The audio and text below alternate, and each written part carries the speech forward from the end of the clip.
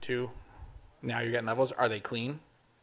Sweet. So now you can set channel 2 to shotgun. And then that way you have a backup in case something goes awry.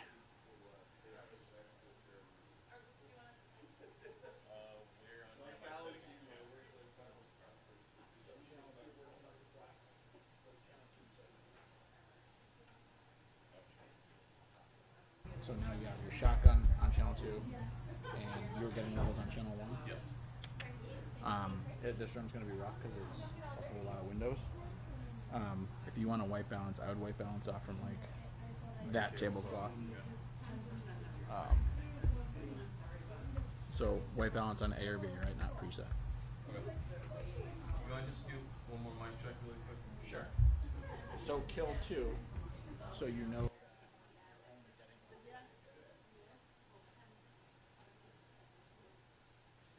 Mic check 1 2 1 2 1 2 1 2 1 2.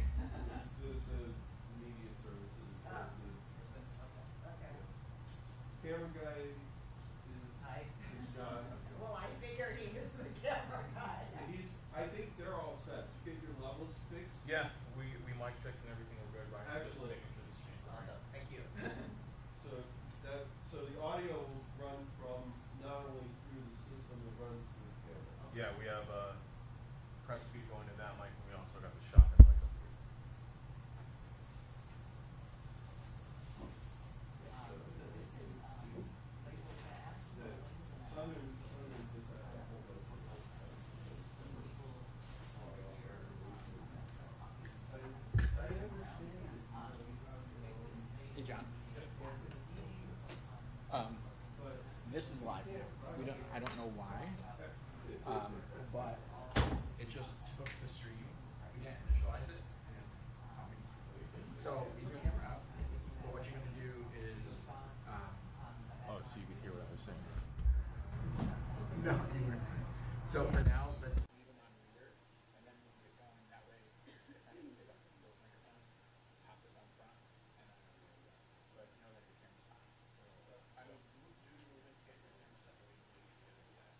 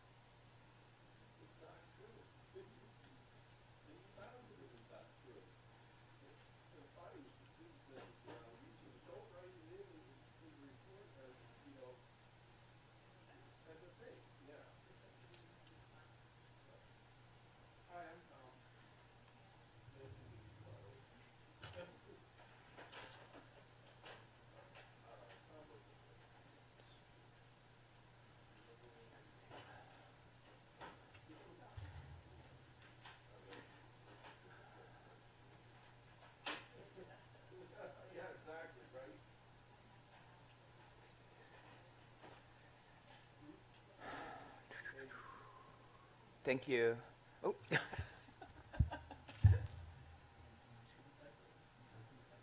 just gonna maybe put some of those little posters around the room. They're just sitting on the table over there, and so maybe put one on the podium, and then.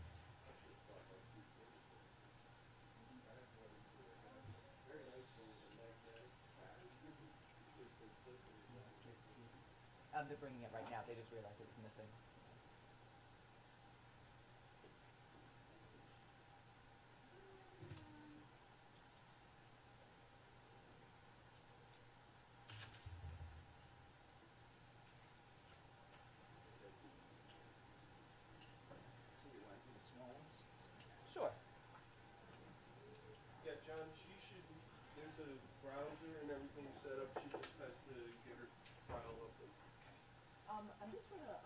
the USB, but is it not showing up here? Where'd you stick the USB? Right. Down below. Or is that the wrong one? That is Yeah. a Driveway. that Yeah. Oh, that's a The disc DVD player. it's Oh, a the DVD DVD player. player. Okay, so it won't do anything. no, but there may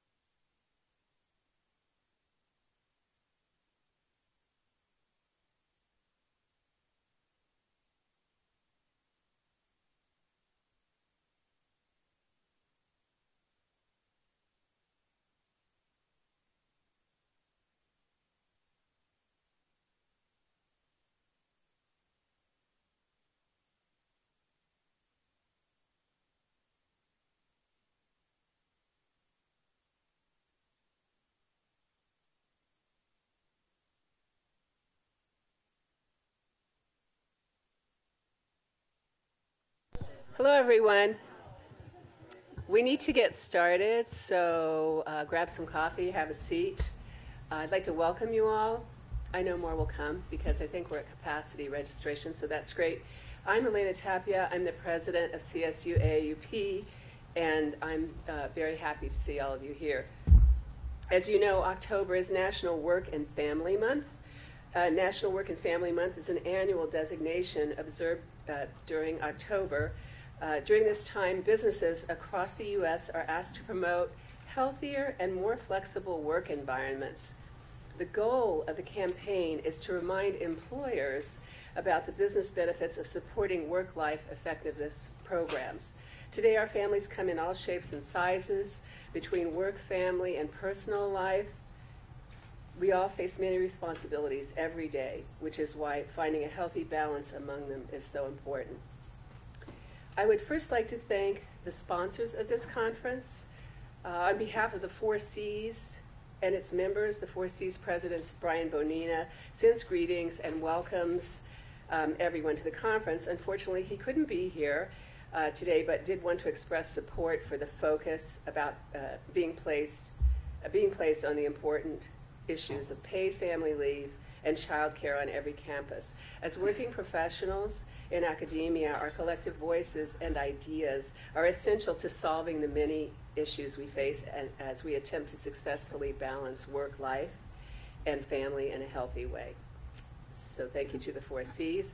We also need to thank the CSU-AAUP council members, the elected body for CSU-AAUP representing all 4 campuses, and the 4 individual chapters of CSU, Eastern, Western, Central, and Southern, for also contributing funds from their budgets. And not finally, but most importantly, the individuals who help plan, put this whole thing together. And forgive me if I forget any names. Very many thanks to Fiona Pearson. I don't know where she is. She's all in black. That's a good thing. And Cindy Stretch, Carrie Swanson, John O'Connor, Tom Burkholder, Michelle Van Coor, Christina Barman, and our student worker, Hannah Rodriguez, and most of all, our staff.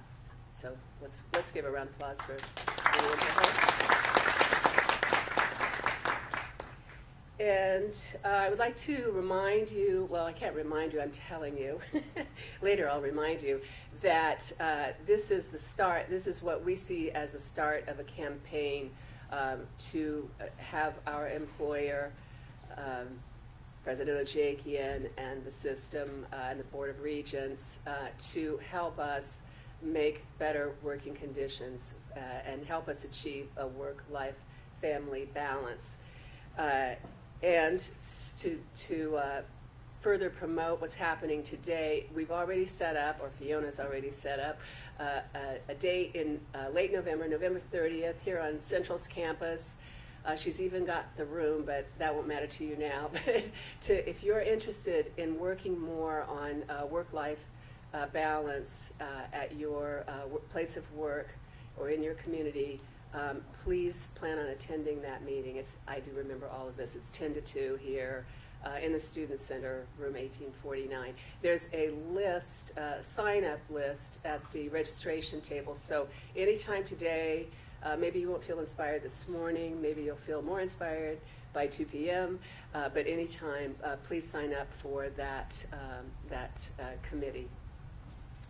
And please tell your friends about it if they might be interested. I was just listening to NPR, hearing them do fundraising, so I think I sound a little bit like that. So this is very important. I was researching a little bit about the history, not only of this important month, but of campaigns about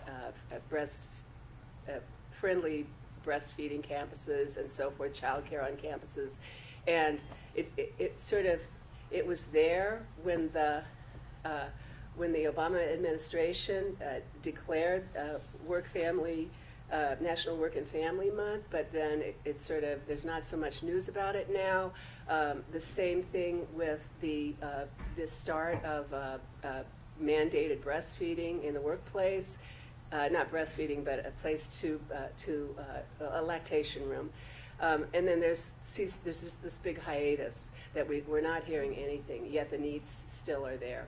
So it's very important for us to revive this and keep it going, and certainly to bring it to our employees' attention. So at this point, I would just like to turn this over to Glynis Fitzgerald, who is the Dean of Graduate Studies and Associate Vice President of Academic Affairs at Central.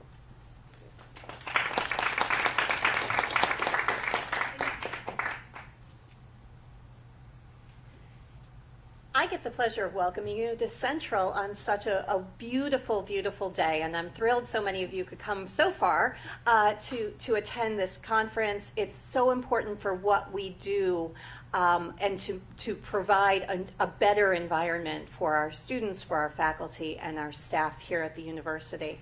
I get the chance to brag a little bit, I guess, but they're brags about baby steps. We've made progress at the university since the last time you might have been here for this conference. In order to better support our students, faculty, and staff, we've opened up, as required by law, I will acknowledge, some lactation rooms across campus. We have one in social science, one in the mid-campus residence hall, one in the library, and just now have opened one with the beginning of the fall semester right outside my office in Barnard 102. So I'm really optimistic about learning from Carrie later this morning about what we could do better. Just as Julie just mentioned, talking about the difference in terms of what we have to do by law and then what we could do because it's right? And so I'd love to have more conversations about making those facilities more friendly and more inviting. I would love the idea of a refrigerator maybe in them, but I know there's complications that come with that, and so I'd love to learn this morning about what we could do in that respect. We're doing better. We're having some serious conversations on our campus about childcare. And I'm very happy to say that we had a very forward, 10-year out meeting a couple days ago and talked about childcare. It came up. It always does, as it should. But Dr. Wolf, the new dean of our College of Liberal Arts and Social Sciences, brought up the idea of, because of our age-friendly campus, which Carrie Andreoletti really led the efforts for, with others, which we got that designation in 2017. So could there be a way, Robert suggested, of bringing together our child care issues with perhaps elder care issues in looking at how we could better support all the needs from the lifespan. So those conversations are happening, and I think under Dr. Toro, those conversations are more serious and more real. Not just wouldn't it be nice if, but really getting towards the point where we could actually point to something. And one thing that Fiona has also worked on is having more childcare available into the evenings. For the first time this year, we were able to offer that. We didn't get a lot of takers on that, but perhaps it's just not getting the word out as much as I should have. And so we're going to continue that, as well as some grants that we're looking at and other opportunities. But this conference is not about just Central, but I can't help but brag about the things that we're doing here. This conference is about work-life balance throughout our system and initiatives that might move that forward with more speed. And I think we'll all learn today from the keynote presentation from Julie Wilson. She's the she's the author, and I'm guessing mother, of Mothering Through Precarity. We've ordered it at the CTFD, and it will be on the Lending Library bookshelf on the 3rd floor. Got to also put a plug in for the CTFD whenever I can. She is coming to us from Allegheny College, and I actually went to college in Edinburgh, And so I know of where you speak and the social isolation that the women, the mothers that must experience there, and the need for them to be able to reach out through social media and other channels. So her book is really looking at media and cultural studies. She's the author of Mothering Through Precarity, Women's Work in Digital Media. And that book explores how mothers in northwestern Pennsylvania navigate economic insecurity through everyday engagements with digital media. Things like couponing and sharing ideas. Really, really great book, and I'm proud to say that we have it available for all of you if you're interested. She's also the author of Neoliberalism, an undergraduate textbook that offers a rich and multi-layered introduction to what is arguably the most pressing issue of our times. She also serves as a president of Common Roots, a grassroots community-based organization that develops housing and worker cooperatives in Meadville, Pennsylvania. So, Julie, please join us.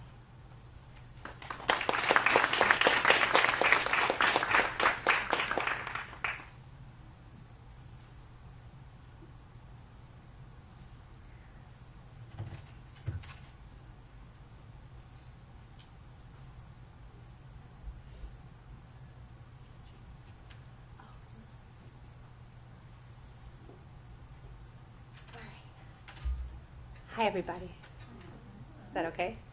I'm really honored to be here. I showed my partner the program for today, and he said, wow, that's the coolest conference that you'll get to talk at. So thank you for having me here. I want to thank John O'Connor for initially reaching out and inviting me. I really appreciate our conversations and the opportunity. Fiona, you've taken such good care of me. Yesterday, getting here was quite a challenge, and just thanks for your leadership on these issues. I think these are conversations all colleges and all workplaces and all communities should be having. Louise got me here. Hi. This morning, thank you. I know it's early. So yeah, we're here today at a work-life family conference because collectively we are experiencing a crisis of care.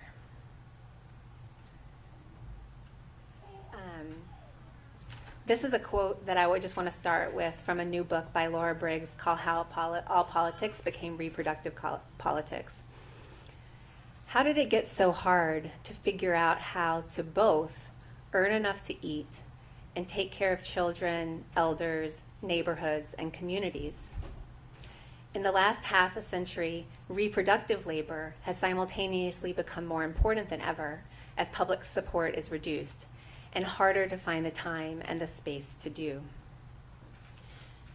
So dominant work-life balance discourses tend to imply that somehow as individuals we can manage what Briggs is suggesting is a structural issue.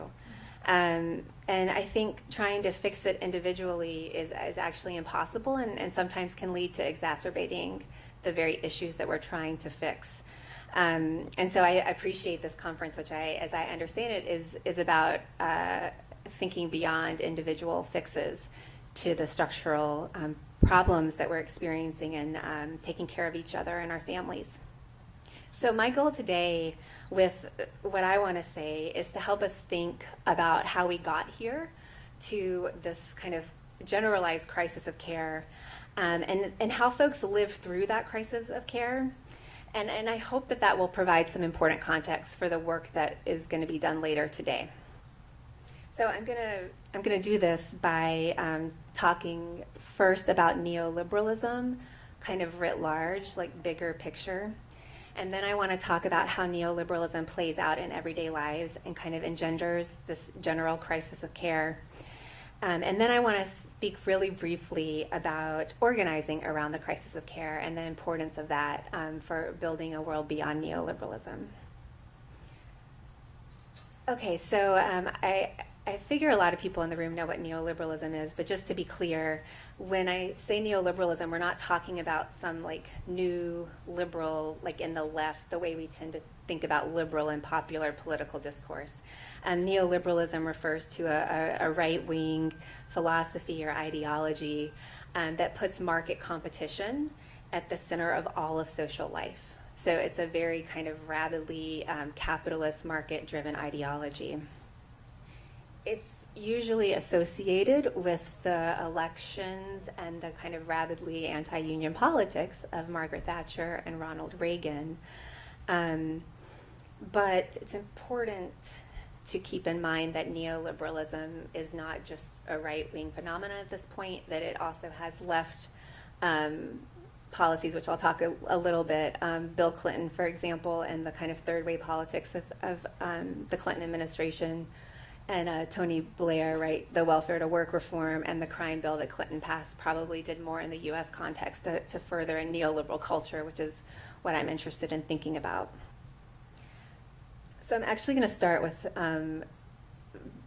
my work on neoliberalism. This book offers a more cultural studies perspective on the rise of neoliberalism and neoliberal culture. I really tried to provide a kind of what we might call a conjunctural analysis, which brings history, economic history, political economic analysis together with cultural studies, media studies, everyday life. So it's integrative and thinking about how can neoliberalism help us understand the moment that we're in and connect all the dots between all the different movements and struggles that people are experiencing. My own research in Mothering Through Precarity too is concerned with everyday life and structures of feeling. So I'm not an economic historian or a political economist or a sociologist. I'm a media studies, humanities scholar who really is interested in affect and kind of how do people live through and find the energy and what are their sensibilities and orientations towards their social world. So this is a quote from Wendy Brown, and I highly recommend, if you're interested in neoliberalism, her book, Undoing the Demos. But I want to put this quote up there because I wrote the book on neoliberalism for my students because they kept asking me to explain it to them because they kept running up against this term, which is like a buzzword in academia. But they kept saying, I kind of feel like there's something there that it's going to help me understand why my political organizing efforts aren't going anywhere, or why I have so much student debt, or why I feel so vulnerable and anxious all the time. And so it was for them that I started to write and think about neoliberalism as a scholar.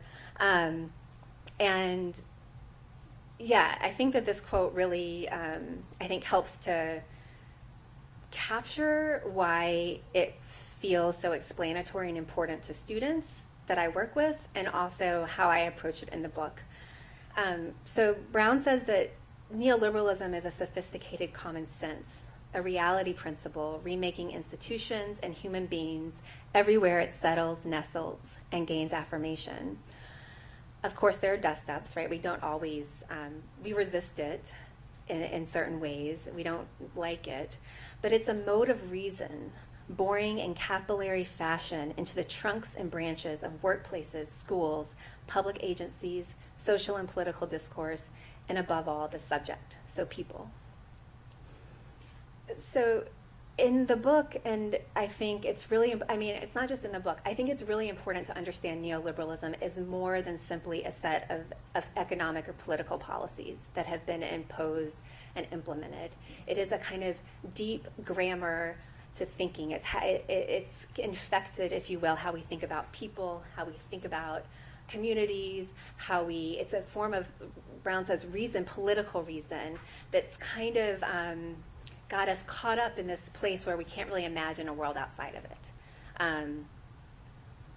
if that makes sense. So I always like to emphasize, because my students say this all the time, like, well, we can't change anything, right? This is just the way the world is. I was like, no, there's nothing natural about neoliberalism at all.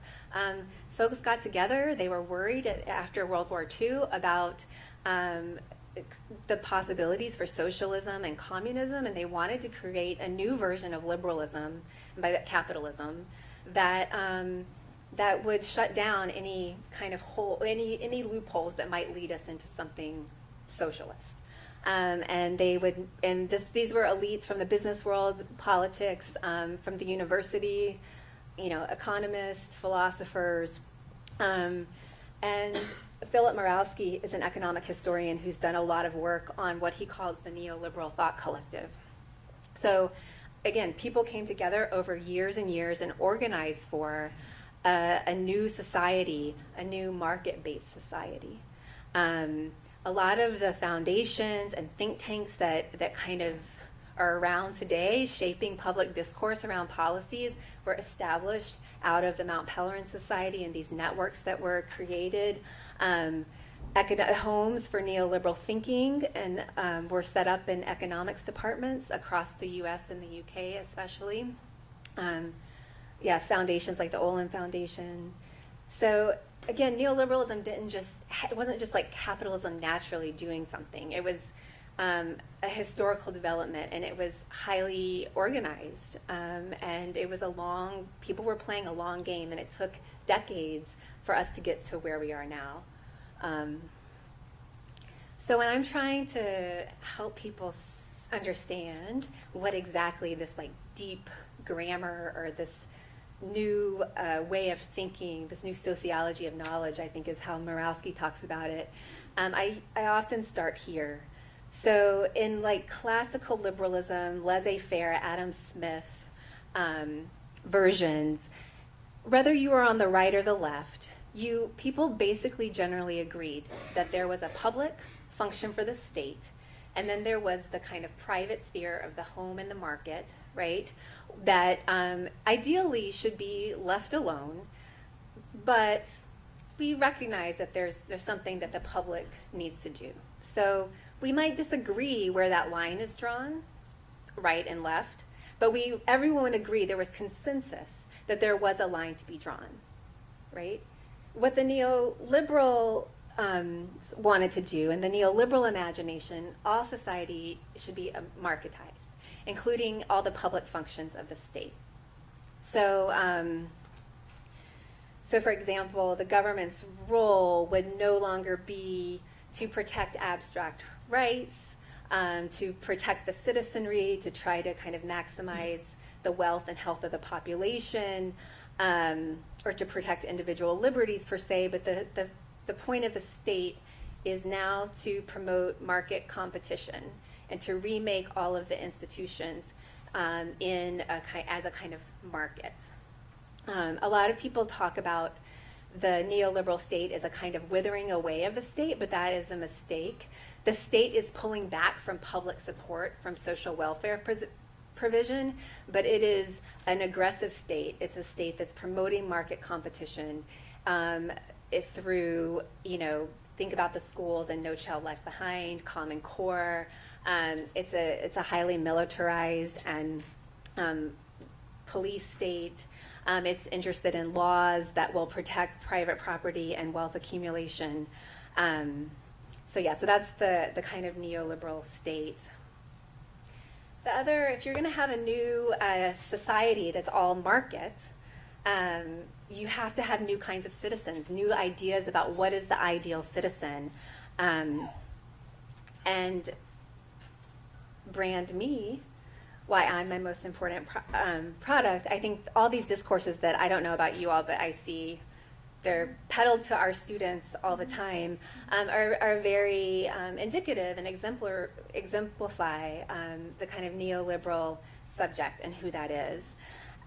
This is a subject that is not first and foremost endowed with rights or liberties, and it is certainly not a political subject or a democratic subject who is expected to participate in the actual work of governing. Instead, citizens are market actors first and foremost. Politics becomes itself a market. And so Wendy Brown talks about this as a shift from the kind of classical citizen that would be a mix of a kind of economic, rational market actor and a political citizen to just a market actor, homo economicus. This is an individual that must be constantly self-appreciating, human capital, growing value. Think about yourself as a financial investment or a portfolio.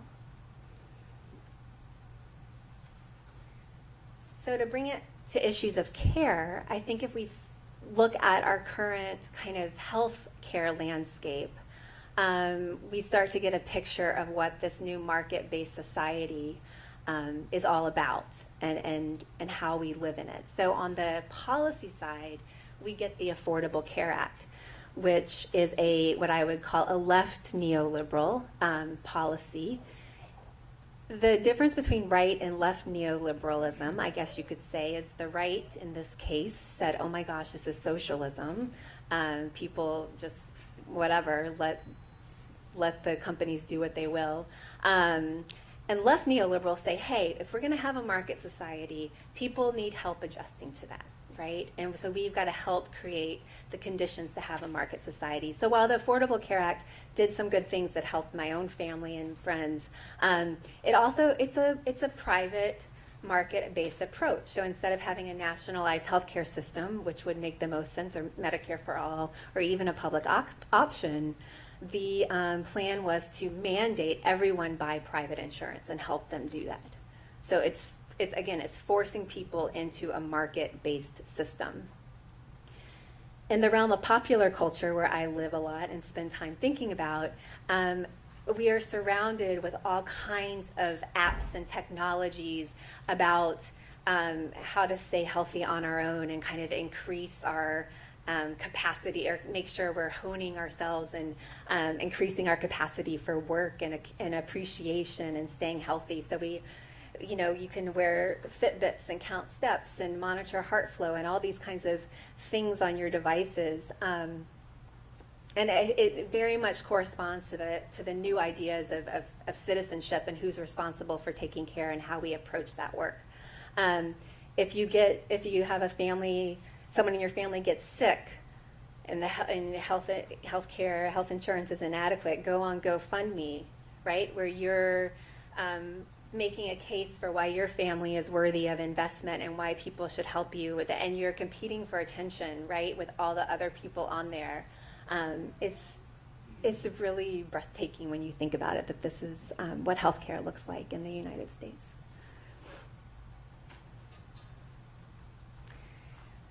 Okay. So now I want to turn to how neoliberalism plays out in our everyday lives. And I'm thinking about the banal spaces of just getting up in the morning, being with friends and family, your sensibility of what you're supposed to do, of, just kind of everyday life.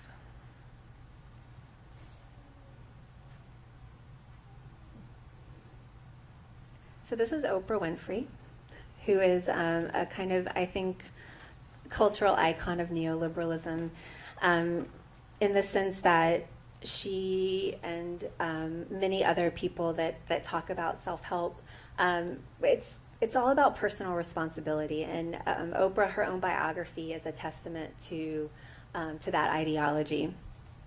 So personal responsibility is the cultural linchpin of neoliberalism. In order to have a world of competing human capitals and self-appreciating citizens, people must take personal responsibility for their wins and losses, for their happiness and well-being.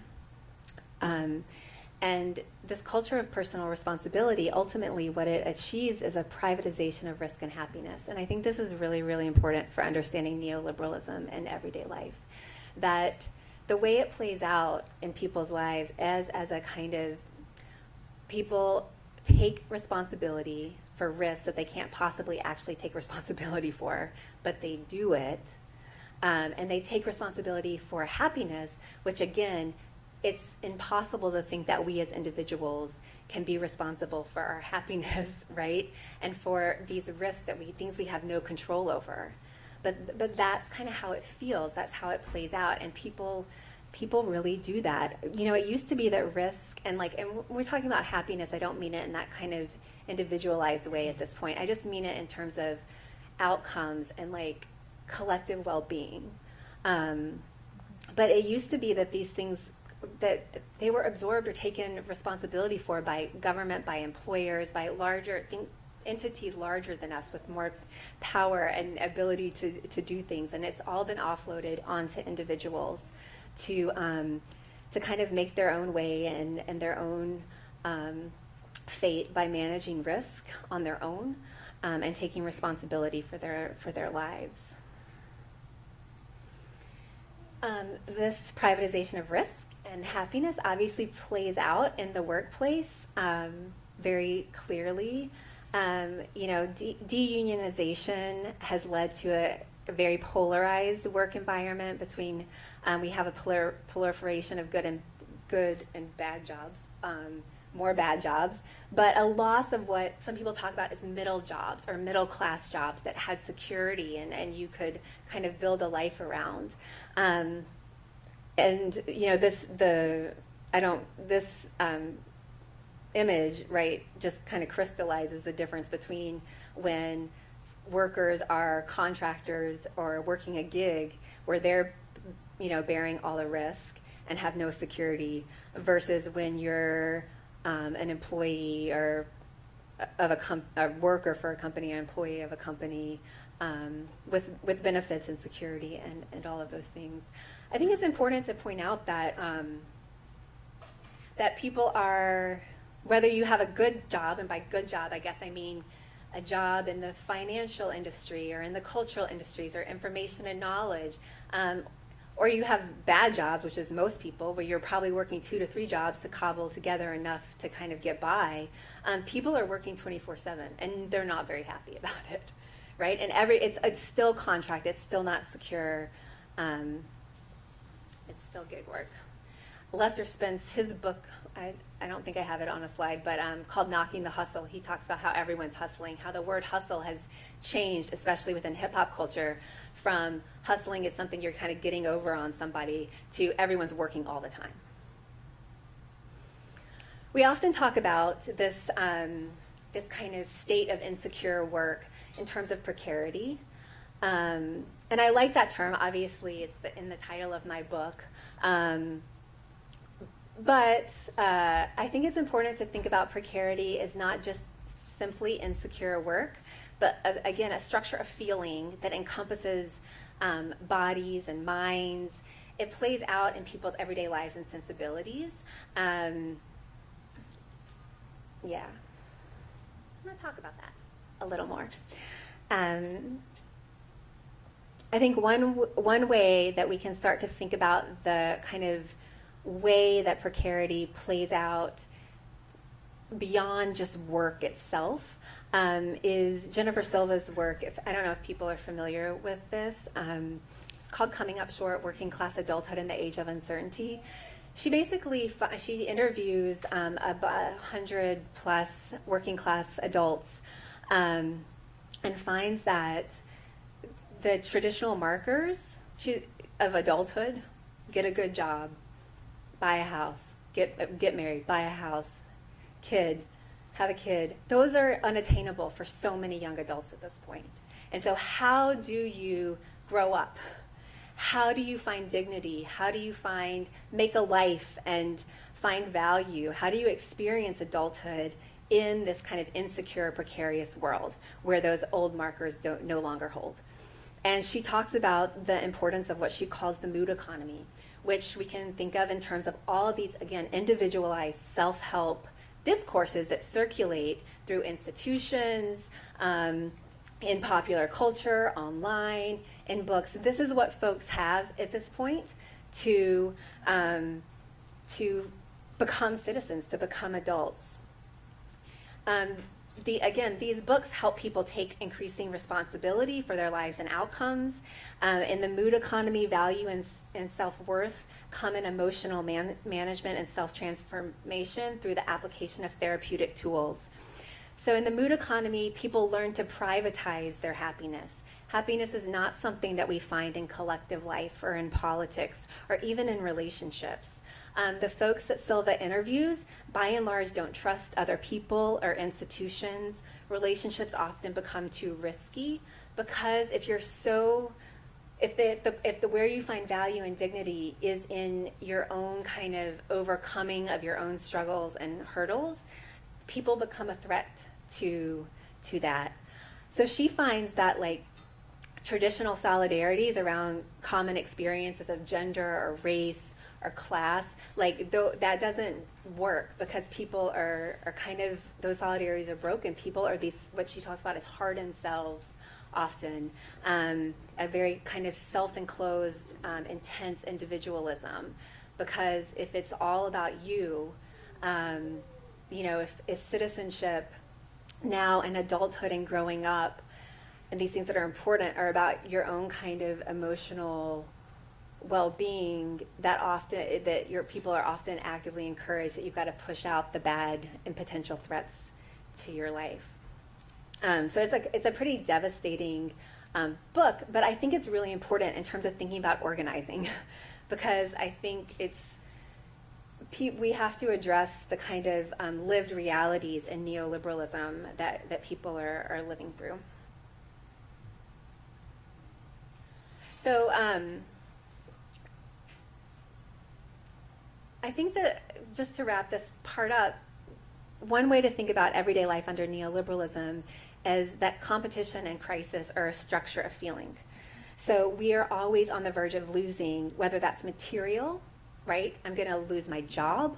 I might lose my house because of a health threat, or affectively, that if you feel like people are a threat or you're in competition with your peers all the time, there's just this creeping sense of something's could always go wrong and I could somehow lose. And that I think that this goes hand in hand with a crisis of care.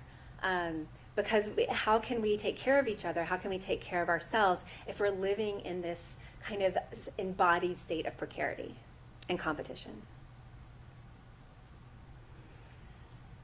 So this structure of feeling like of crisis and a competition in everyday life plays out at a lot of different levels. I want to talk about individuals, families, and communities briefly. So the culture of personal responsibility and competition, the hustle, everything I've talked about to this point leads to generalized anxiety and depression. There's research that shows that the rise in mental unhealth can be linked to the late 70s and to when neoliberalism starts to kind of emerge and precarity starts to emerge as a reality for more and more people.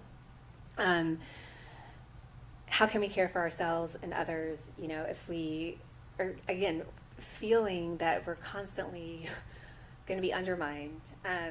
This is if you're interested in this, William Davies' book, The Happiness Industry, I think does a lot of good work. I really like this quote: "It's only a society that makes generalized, personalized growth the ultimate virtue, that a disorder of generalized, personalized collapse will become inevitable."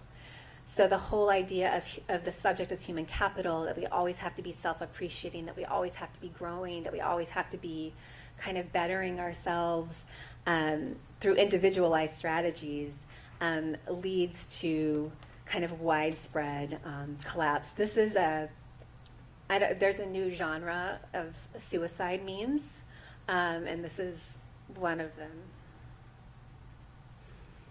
Whenever we measure our self-worth relative to others, as all competitions force us to do, we risk losing our sense of self-worth altogether. That's Davies again.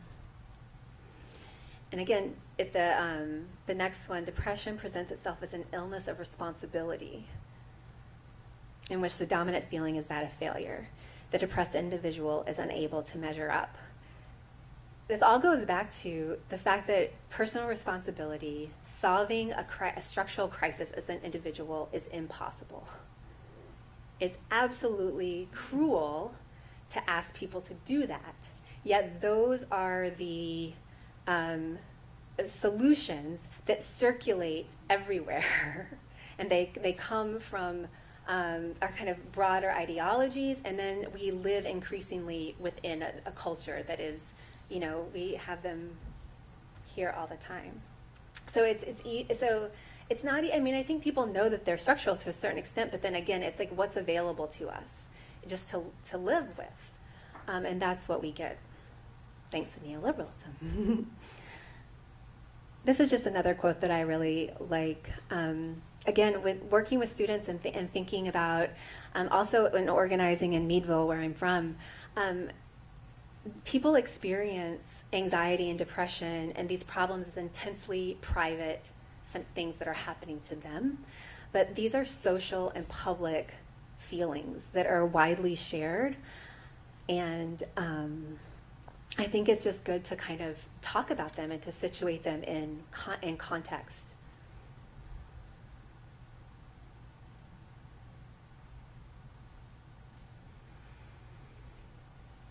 So at the individual level, the crisis of care, I think, manifests most clearly in the rise of anxiety and depression. We also see it in the family, the crisis of care. These are 3 of many books that have come out recently that really think about what's happening in the family. This is The Mothering Through Precarity that I wrote with my colleague Emily Shivers-Yoakum. But I think what's important is that women often come to bear the brunt of neoliberalism's crisis of care as the state steps back from social welfare provision and promotes competition and privatization, which leads to all these health problems. It's women that tend to pick up the slack, whether it's volunteering more at the schools, kind of dealing with the creeping bureaucratization of everyday life that we're all experiencing, whether it's insecure work and having to pick up the extra work. Family becomes a very fraught and banal space of intense inequality in ways that it's not exactly new, right? That gender division of labor on all these issues have been well documented for a long time, but there's an intensity to it now because of the kind of broader crisis of care that's so generalized.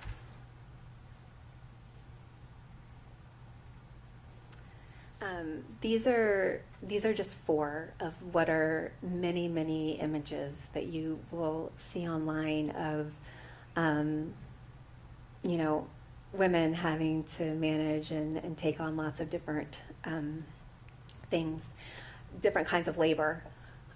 My own research with Emily, I think we were most blown away by how willing and how much work people were doing and how much they would talk about it, all the work that they were doing. We interviewed mothers in our own community, mostly white, mostly working, precariously middle class, and it was so many people were homeschooling, coordinating and providing care for elder family members.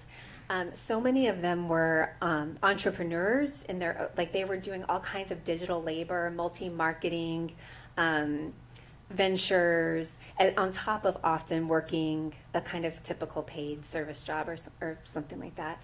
And then, of course, they're also generally feel responsible for the work of family still, right?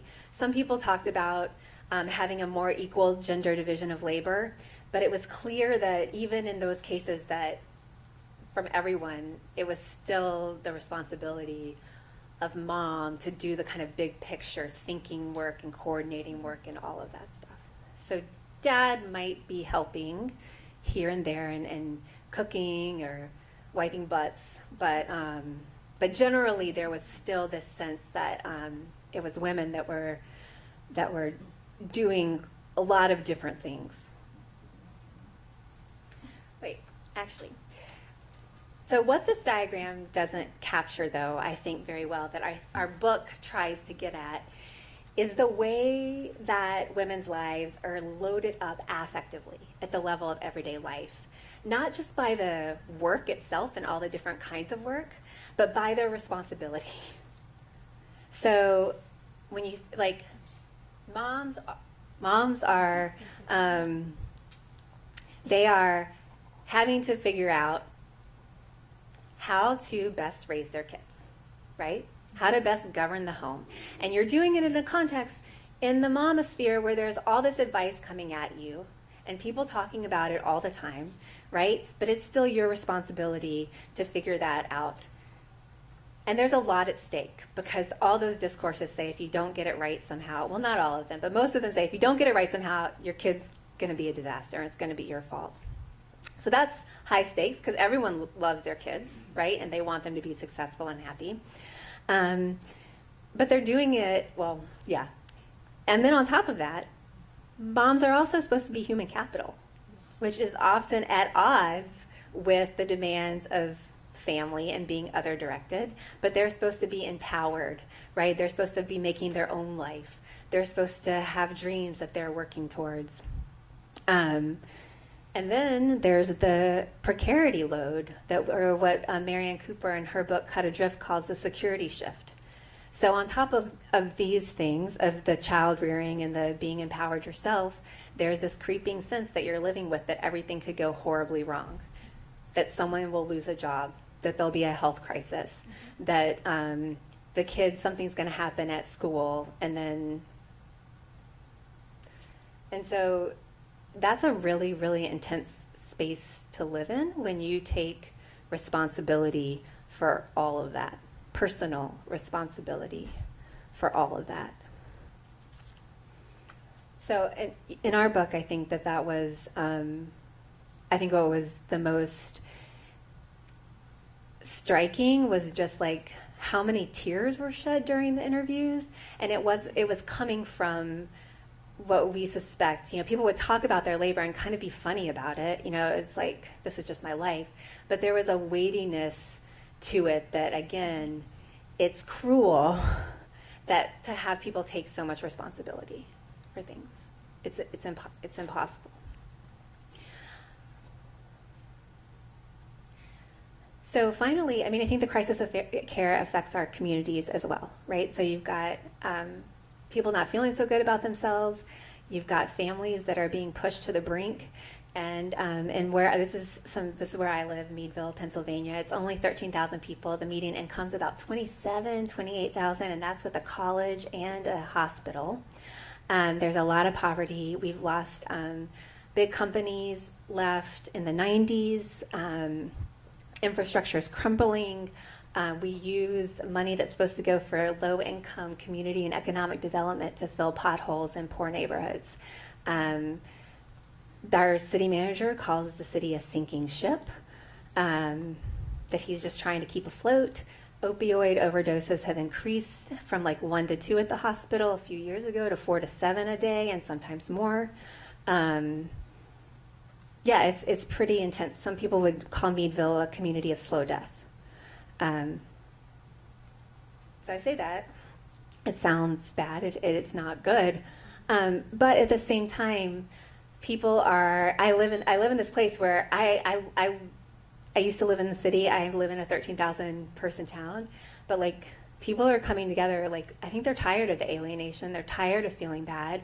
There was a youth survey that found that 41% of 10th graders, this was a few years ago, didn't feel like their life was worth it at all. The numbers of young people in our community that self-harm or that had attempted suicide was way higher than the state average. And there's like that happening, like people just said enough, you know, and these are value statements that were written by not everyone, but hundreds and hundreds of people contributed to a grassroots, bottom-up community planning process called My Meadville. And people are organizing free events for families that are not just, it's not just college people, or, you know, it's like so many different people coming together just to have fun together. Sometimes 1,000 people. In a town of 13,000 people is a lot of people showing up to carve pumpkins and be together. So I say that because I do think that we're in a really pregnant, important moment where neoliberalism is becoming unlivable, right? But which way are we going to go? I think our current administration is terrifying, and I think what's happening across and lots of other people with the rise of like ethnic nationalisms and right-wing authoritarian programs is scary, but I also think that we have a big opportunity at this moment as well, because most people do not like neoliberalism, and they might not realize it at the level of their politics, but they realize it at the level of their everyday lives, because no one regardless of which side of the aisle you're on, likes living in competition, likes feeling the way that they feel, likes this crisis of care. Jeremy Gilbert, who's a British cultural studies scholar, says that neoliberalism works on a disaffected consent. It's not like people actually like it. You know, they just are forced into it because of this. We don't have a lot of ways of thinking out of it right now and being outside of it.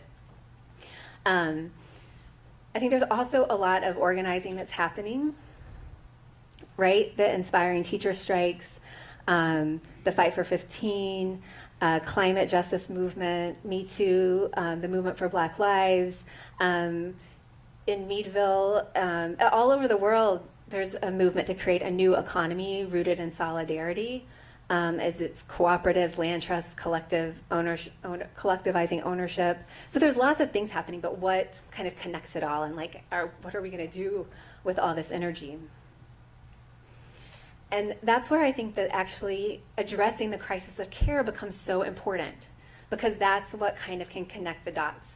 That conversations like this, conferences like this, we need to be thinking of as opportunities for precarity consciousness raising, which is like, instead of like feminist, it's like taking from the women's movement and the feminist movement consciousness raising, but bringing folks together to kind of identify experiences that are shared, not the same, and connecting them to the larger structures, as opposed to doubling down on individualized strategies. And then in that work, we can nurture some of the capacities that I think neoliberalism has tried to beat out of individuals and communities.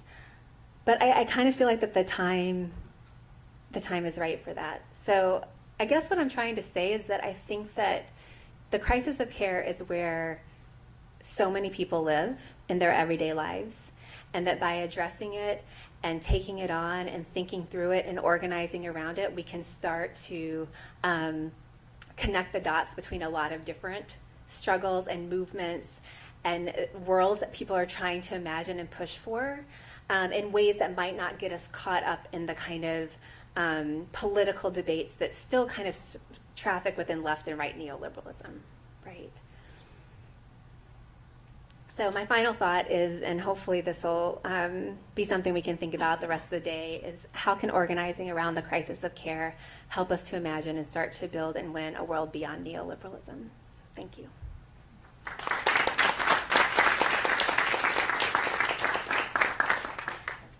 We'd like to open up the floor for questions at this point in discussion. So if you just have comments or you have questions, we do have a mic. I know I have a lot of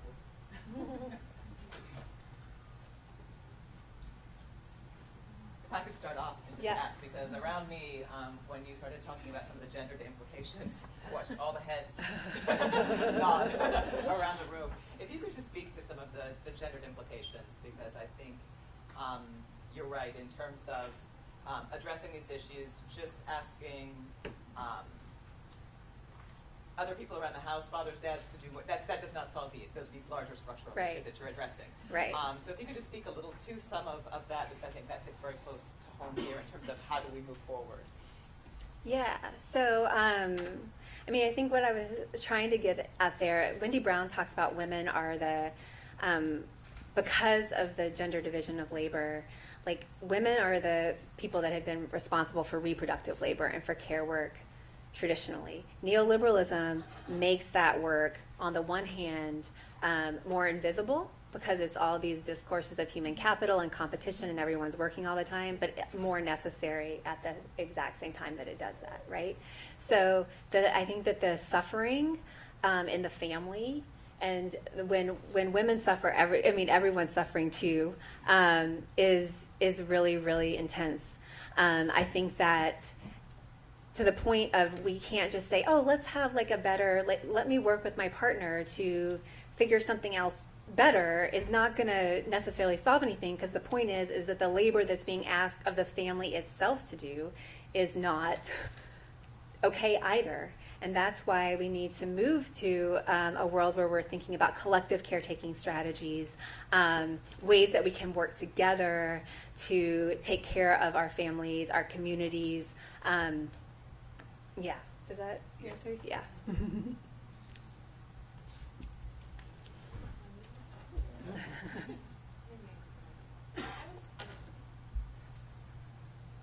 I was curious in your interviews if you had, I know your sample is around where you're living, right? Was there some single parents, some married parents? Did you observe more maybe organizing or some sort of collective movement around single parents and care that wasn't similar to married parents? Or So the way we recruited, we went in like really not sure kind of what we wanted to know exactly. We were really thinking about the media culture around mothering, so we just kind of put it out there. We did interview a few single moms, and I didn't feel to be any movements or significant differences other than it was often just harder. But yeah, it didn't.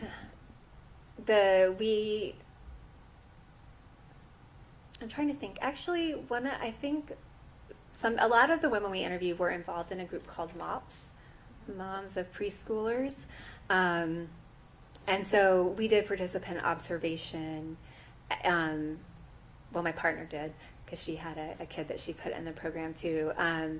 But what was interesting, we talk about them as individualized solidarities that women are forming, because basically they're coming together and like helping each other get through this crisis of care, but in ways that still are very individualized. So I'm going to support you doing the individual work, but there wasn't like a movement to, other than taking your kid to the group and having some relief from childcare, you are still there talking about how to better get through everything that you were doing. But women still got a ton out of that too. I mean, it was a very important thing in mothers' lives. I'm from the library at CSU, and actually to put a plug in, we're having a book chat about the slow professor and what makes being a professor so difficult these days, and I think it ties in beautifully with the neoliberalism. But I also wondered how these communities that are coming together are helping the polarization between men and women, because as a mother of now college-age children who are going through this all over again, my husband and I are looking at each other, and my husband's one of those people who are an entrepreneur trying to do gigs from one place to another, and it doesn't seem like we're offering many answers to the men, at least in this room or in general, for how to become more of a community, and it kind of isolates them from the women's parts. So I'm just wondering where we help the men to become part of this community. I would argue that has to, like, when I talk about precarity consciousness raising, I don't think that should just be moms and women in those groups. I think that if we broaden the frame out a little bit and talk about the crisis of care, it's affecting everyone. So let's bring everyone together and not, I mean, I think that's the limits of some of the moms groups, right? And so I definitely agree with you. I think that we have to extend the conversation, and again, and beyond the family unit itself, right? To connect the dots between what's happening to individual kids maybe, and their like struggles with anxiety and depression, to why do I want to wring your neck in the home, right? To what's happening down the street in the neighborhood, right? And I think everyone needs to be a part of those conversations. Okay, Julie, I have a two-part question. One, really since 2008, neoliberalism itself has been in crisis. And I would like to know how that, what's the impact of neoliberalism's crisis on the crisis of care, on the one hand. And on the other hand, I think one thing that we need to think about is that in many ways the counterweight to precarity, as you sort of pointed out, is organizing and mobilizing. And I think organizing and mobilizing is a structure of feeling, right? When one confronts his or her boss, you know, whether they're employers or deans or whatever they are, action changes things. It changes people. It changes questions. And that itself is a structure of feeling, and a very sort of powerful one, right? Because we may not have any political power, but we have social power. And it seems to me, whether it's in our workplaces or in our communities, that we have to sort of cultivate that social power. So could you just comment on that? Yes. So I go back and forth. Like, on the one hand, neoliberalism is in crisis, but at the other hand, we came out of the 2008 crisis with just more and more intensified neoliberalism in a lot of ways. Some people will say that Trump is, and I kind of go back and forth on this, that Trump is and the kind of right authoritarianism that's emerging is a signal that the neoliberal consensus is broken, that there's something else worse coming out of that. And then some people will say it's neoliberalism on steroids. So I think that these things are, I'm not exactly sure. I do think that the crisis of care is only getting worsened by the kind of political landscape that we're in now, for lots of obvious reasons. Just the events of this week, right? I totally agree about the organizing thing. In the neoliberalism book, I draw on Astra Taylor's work, and she talks about the difference between, if we want to think about organizing as a structure of feeling, we could think about activism as a structure of feeling too. And she says that activism, we see a lot of activism, largely because of social media right now, right? People have lots of ways to connect and express dissent. What we have been less good at is organizing, in the sense of, before I went back to graduate school, I was a community organizer, and I was like trained in like, here's the issue, this is what you want to win, and this is how you organize and build power to win it. Neoliberalism happened because a lot of really wealthy people were organized, right, and took a long view. And I think that what we need to do is, activism is really important, and it's sowing the conditions of possibility for organizing. But I think on the left, we have to move to more of an organizing structure of feeling, and realize that it's got to be long term. We've got to be disciplined to a certain extent, and we have to. I think we need a new horizon. I think we need a vision of the world that we're fighting for. Right, as opposed to this issue. We got to see how it all connects together.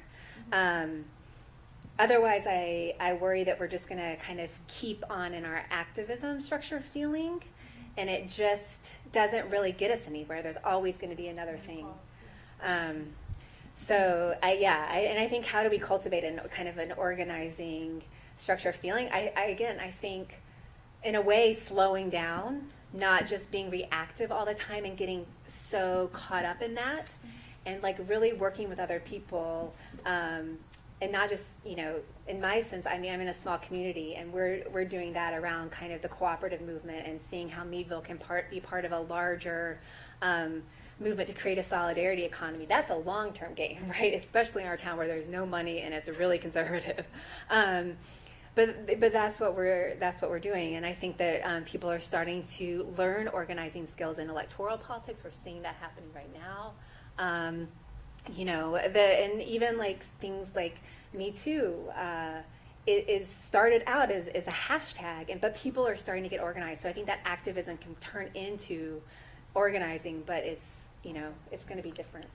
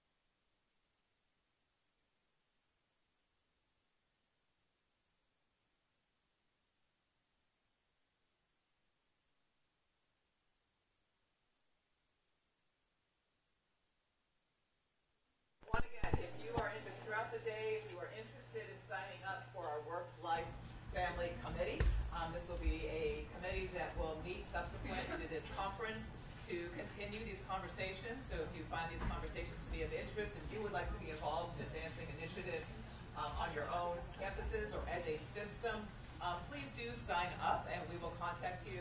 As Elena Tapia alluded to earlier, we have already reserved a date and a time, Friday, November 30th, 10 to 2, here at CCSU.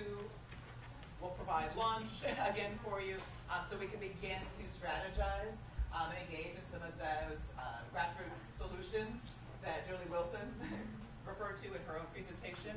Also, if you did slip in during the presentation and did not stop by our registration table, please do stop by and talk to Hannah Rodriguez here, who will just check off your name. We're just trying to keep attendance so we know who is able to join us here today. And we will follow up with information. We have Liz Newberg, who has been our amazing communications person, who is streaming these events with the assistance of Thomas Burkholder. Thank you so much. So we'll have that information for you so you can see some of this again later. And we'll post some of the slides on our AUP webpage. Is something we've been talking about doing as well. And at this point, I'd like to turn this over to Louise Williams, who will be moderating our panel here. Louise is the CCSU president of our AAUP chapter and a professor of history here at Central Connecticut. Thank you. So I'll be introducing our first panel, which is called Solutions in Academia, and hopefully it will extend the discussion that Julie helped start this morning and get us to think about some of the issues and some of the solutions we can implement on our campuses. But before I introduce the speakers, I'd like to say something briefly about the role of our unions and educators in this conference. I think, though, that those who are directly involved with organized labor would agree that unions must be a central contributor to and a key supporter of a conference on work, life, and family. For far too long, unions have been obsessed with and defined by the all-important contract. This is not to say that unions were wrong to engage in a long, hard struggle, often against hostile forces, to win bread and butter gains in a contract. Better wages, better health care, and better pensions are important. But in fighting for a good contract, sometimes our unions have forgotten that the point of our collective struggle is to create a better life for our members. And that better life includes taking seriously the balance between work, life, and family. So it's important, especially in the post-Janus world, for unions to rethink what is in our contracts and to include social issues along with wage and benefit issues. Elder care, a breastfeeding-friendly campus, paid family leave, and child care are not secondary concerns to higher salaries or more sabbaticals. These issues matter in the lives of our members because what happens in our home impacts our work. Like racial and gender inequality, work, life, and family balance must shape the terrain of our future union struggles. This conference is a first step in getting our unions to think about the complete worker, not just what they do for 8 hours out of their day. This conference also could be a first step in thinking about where those of us in education specifically need to go, especially today, which is International Teachers' Day. I don't know if everyone knows that. Today, it's the intersection of education and labor that seems to hold the promise of a new workers' movement in the country. It's the teachers in Chicago, West Virginia, Oklahoma, Kentucky, and hopefully many other places who have redefined worker solidarity and reasserted the most important weapon in labor's arsenal, the strike. We would do well to remember that the teachers of West Virginia, the majority of which were women, refused to take a pay increase just for themselves. They fought successfully for a pay increase for all public sector workers in the state. We have not seen this solidarity in a long time. And this is one of the only ways to move beyond neoliberalism, as Julie told us.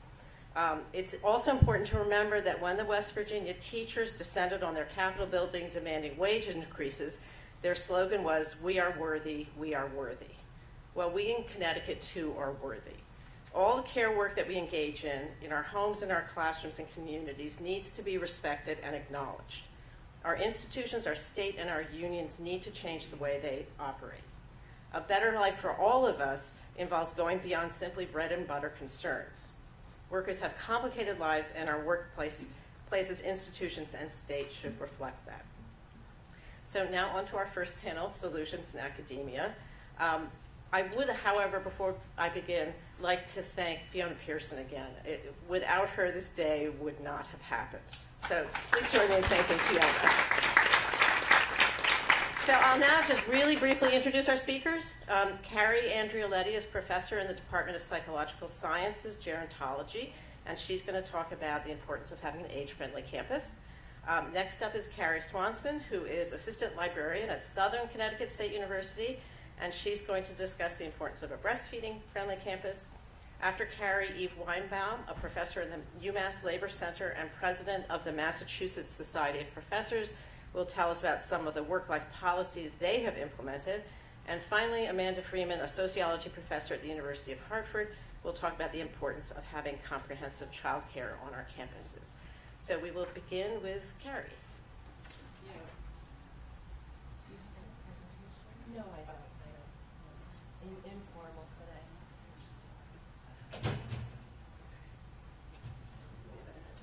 All right, good morning. Can everybody hear me all right? Thank you so much to Fiona and everybody else who organized this. I'm really happy to be here today. I have been passionate about work-family balance for a long time, just for personal reasons, and I've always wanted to come to this conference when I've heard about it, and it is kind of sad that I'm finally coming, because I'm a speaker, but this will inspire me to keep coming.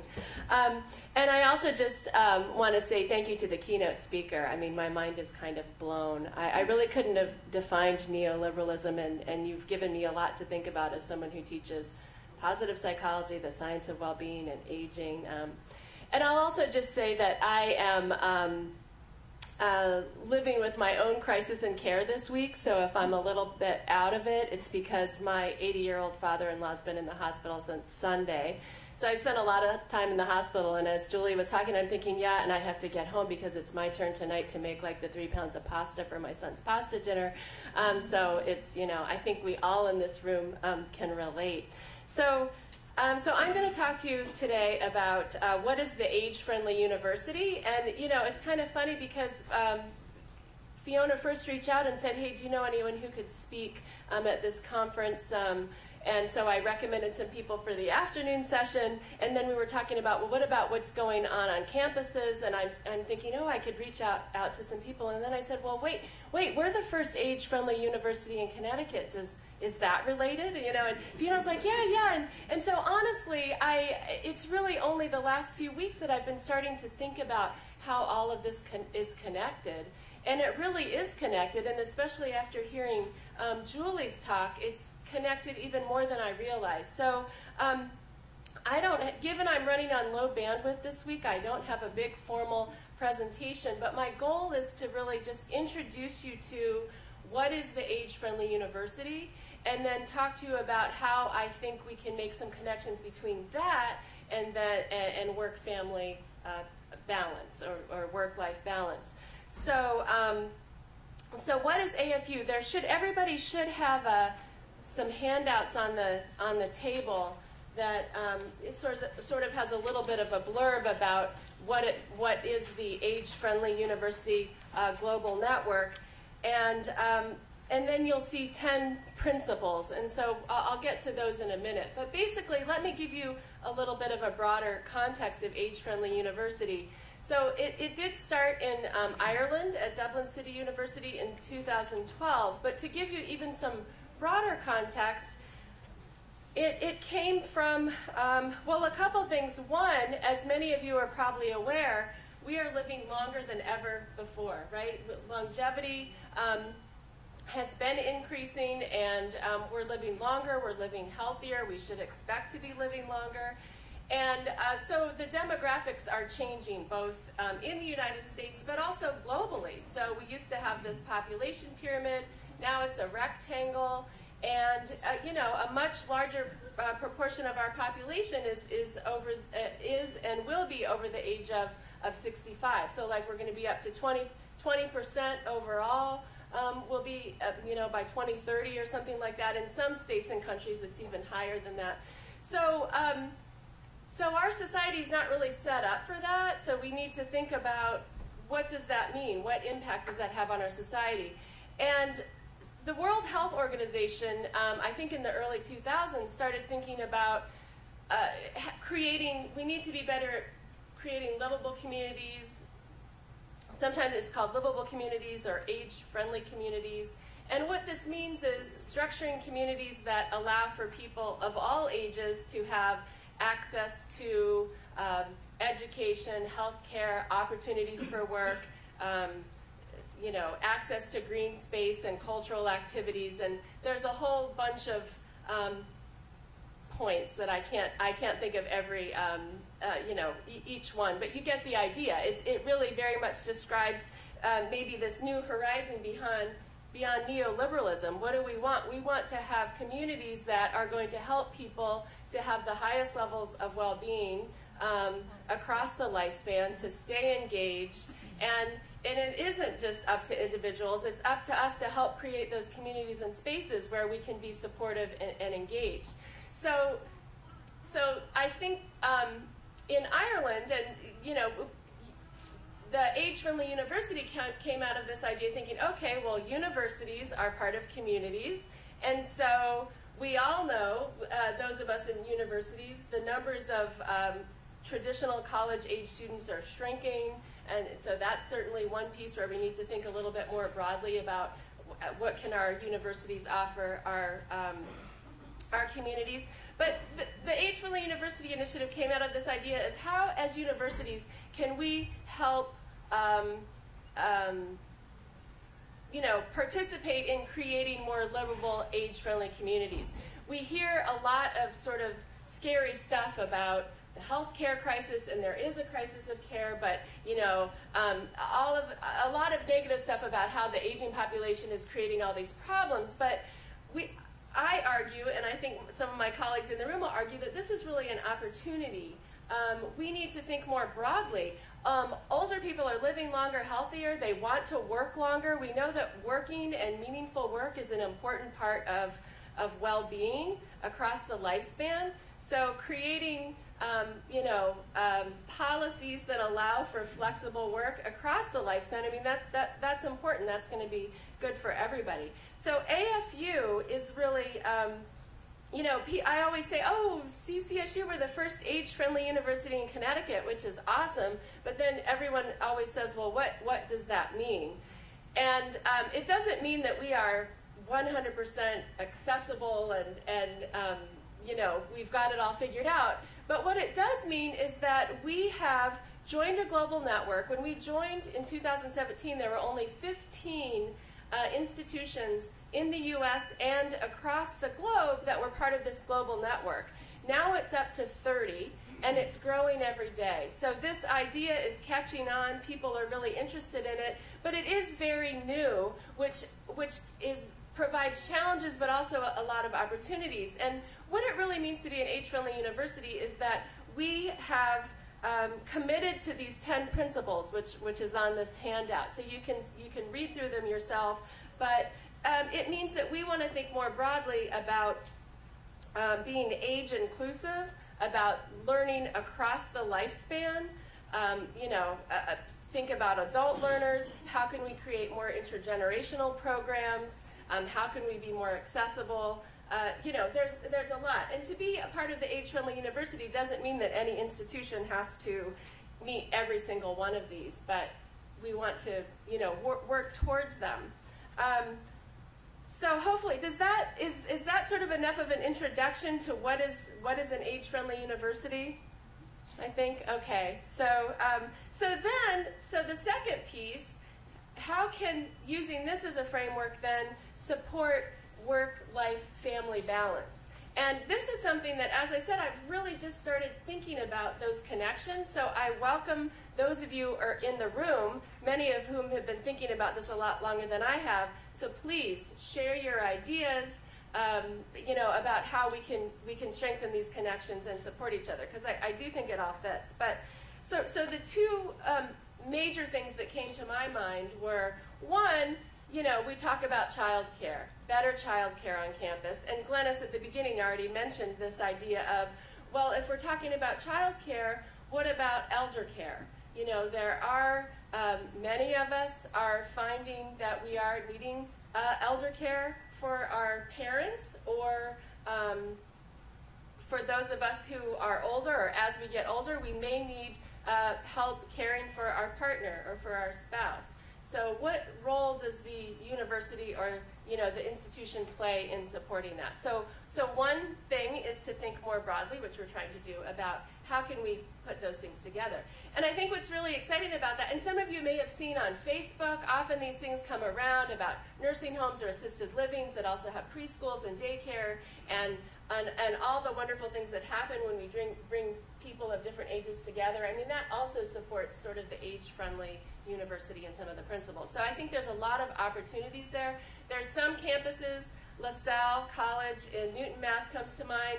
They have a university-based residential living on their campus, like assisted living. I mean, so there's all different ways that we can think more creatively about providing care on campus. All right. Oh, yes. University-based retirement communities, right, that promote learning. So that's sort of one piece of it, thinking more broadly about care. The other piece is, and my colleague Andrea and I, we got to go to Ireland to an Age-Friendly University conference last spring. And another thing that a lot of people were bringing up was this idea about, yes, we want to serve the older people in our community. We want to give them opportunities for lifelong learning. What about the older, or all of us who are aging in our institution? What kind of policies do we have that support aging at work, whether it's administrators, faculty, staff? We're getting older. We want to work as long as possible and stay working as long as possible. So that got me thinking, gee, how about flexible or phased retirement? I mean, the UK has this. You can choose to take 20%, retire 20%, retire 50%, and they adjust your pension and all that stuff. Why don't we do that here? In the United States, there are larger corporations. I read, and this is outside of my area of expertise, but I read that in 2016, the U.S. Department of Defense decided that their employees could have phased retirement. Now, whether that's changed with our new administration, I don't know. I did not have time to follow up on that. But 30% of large corporations have flexible retirement. So this, and so thinking about flexible work, both before retirement, but also as we move into the later phases of our career, I think it's just going to benefit, everyone in terms of trying to release or let go of some of the pressure, right, that we're all under to manage it all, and I think being a faculty person, we can retire and then teach some adjunct classes or teach classes part-time, and that's great, but maybe there's better ways to think about that could also benefit not just older people, but younger people as well. So I don't know how long I've been talking. 5 minutes, maybe 10 minutes. I wanted to keep it short. Those are my thoughts at this point about how Age-Friendly University can connect, and I welcome. I can't wait to hear what the other speakers are going to say, because I feel like I've already learned so much. So thank you.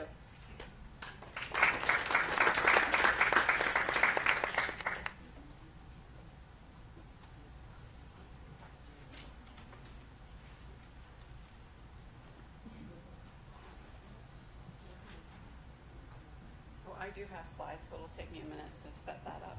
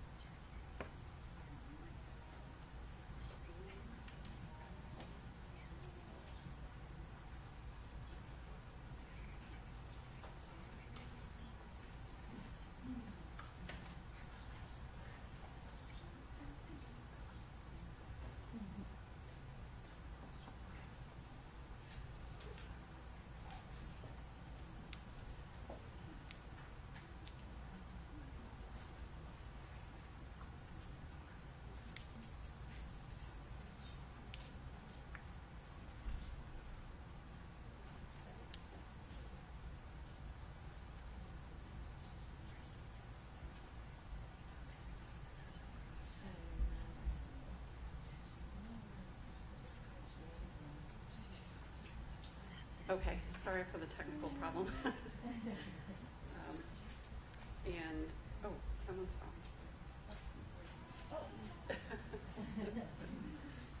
Not my phone.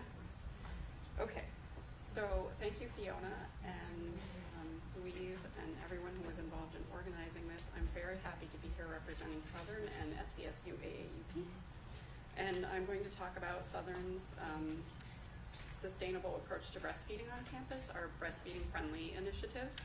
And I have a few props.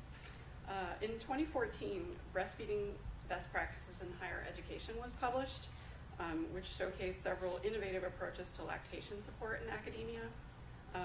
In 2015, one of the authors and Southern Public Health faculty member, Michelle Van Coor, who couldn't be here today, began to realize that despite the number of spaces and promising practices, there wasn't a truly success model in place in higher education. And she observed that regardless of whether campuses had 1 or 80 lactation spaces on campus, stories of parents' needs going unmet persisted.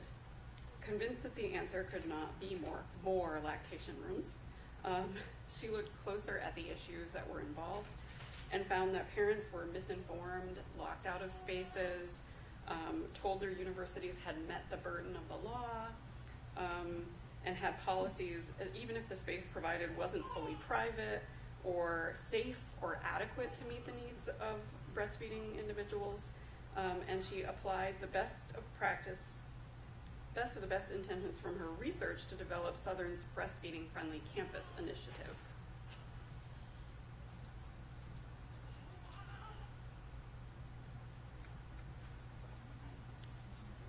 Yeah, I'm trying to go forward.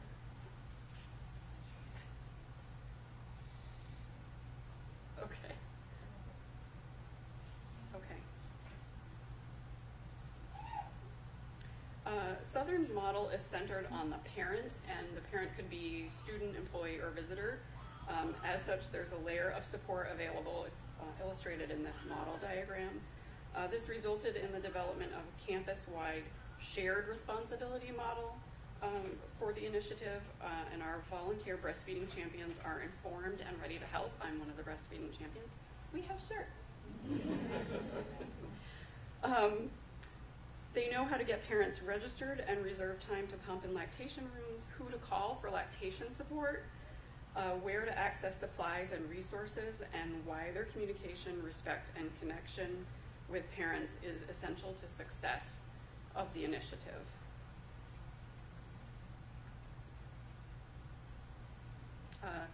We have 60 breastfeeding champions on Southern's campus. 28 are in this photograph. Our champions are undergraduate and graduate students, as well as faculty and staff. We're a diverse group of people representing different ages, ethnicities, gender, levels in school, positions and hours on campus. We have part-time and full-time breastfeeding champions, their mothers, fathers, grandparents, future parents, and we all volunteer to help others on campus meet their breastfeeding goals.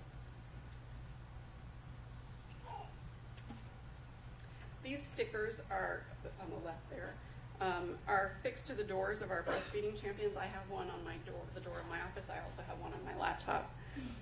To identify and demonstrate Southern's commitment to breastfeeding support. We have a new website in progress with information developed to better direct parents to the support available on campus, and soon our mobile campus map will contain the location of our lactation spaces. We have multi-user space in the library. We have 2 designated spaces on campus that are currently open. One is this multi-user space in the library. It's centrally located and accessible on the first floor of the library. Parents can reserve this room through, actually we're using our library LibApps calendaring to let people register and then reserve time in that space. The room is kept locked, and people have to check out the key at the circulation desk. This helps us to prevent use of the room for non-lactation purposes. That room has served graduate and undergraduate students and faculty and staff. The room has 2 pumping stations with 2 hospital-grade privacy curtains. You can see one of the curtains in the photo. And all of the supplies necessary for pumping. So we have microwave, sanitizing kits, and 2 comfortable chairs and a bookcase that contains information and resources about breastfeeding on campus and lactation support. Ooh.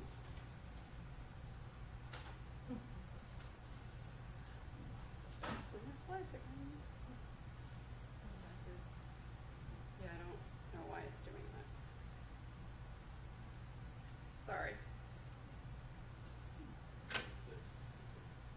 There are 10 slides. I don't know why it's. No, this is the whole thing. Okay.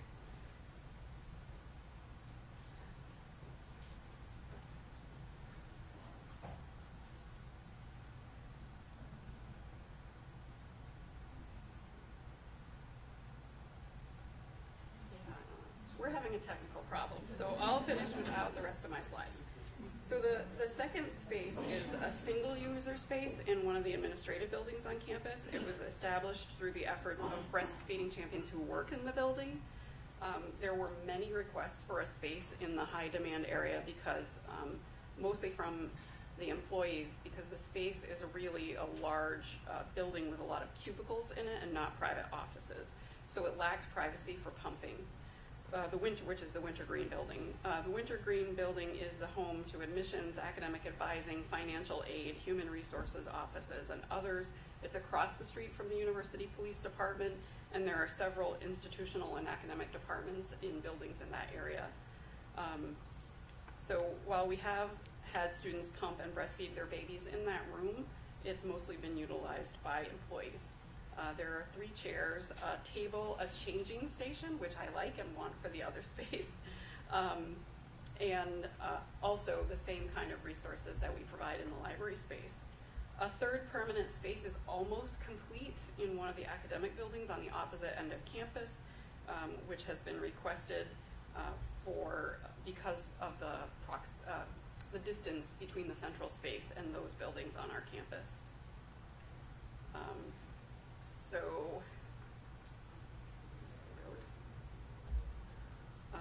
These are examples of additional ways that Southern is sharing information about breastfeeding on campus.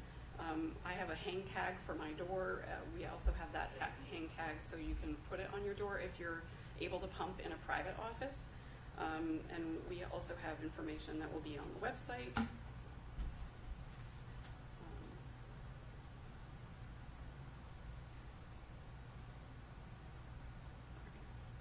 So on March 29th, 2018, the Connecticut Breastfeeding Coalition recognized Southern as the recipient of its first Breastfeeding-Friendly Campus Award, making Southern the first university in the state and the country ever to receive this newly developed award.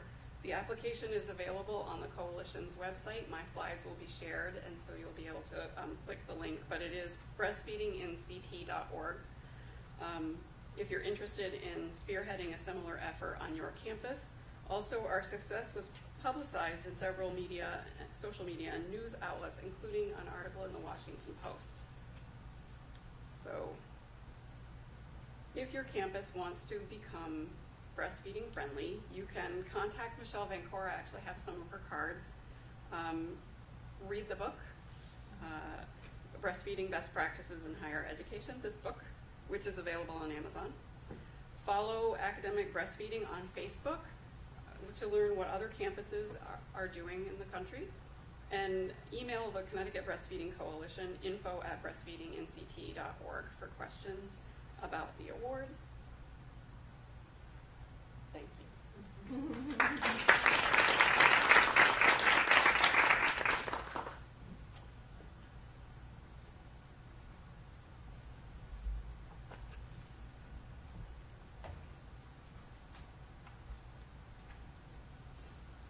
See if I have more luck with my slides.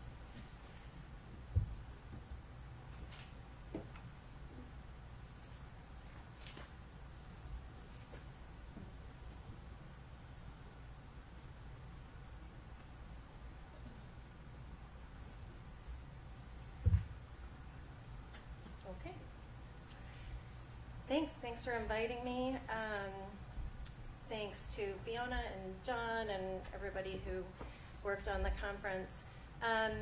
In addition to teaching labor studies at UMass Amherst, I'm also president of the Faculty and Librarians Union, representing about 1,600 full-time, part-time, tenure-track, non-tenure track faculty and librarians. So what I wanted to talk about was kind of how the union developed an agenda around work-life or family-friendly policies, and then how we organized and some of the ways that we fought for those policies.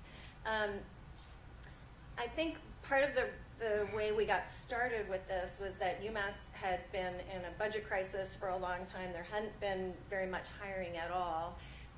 And when I got there in 1999, there were a number of new faculty who had been hired who tended to be younger and care about these issues. Some of us had babies, and some were thinking about having babies, and UMass had really nothing in place. We had 10 days of parental leave that was guaranteed by the state. That's all we had. And there was a small child care center, but it had such a long waiting list, almost nobody could actually use it.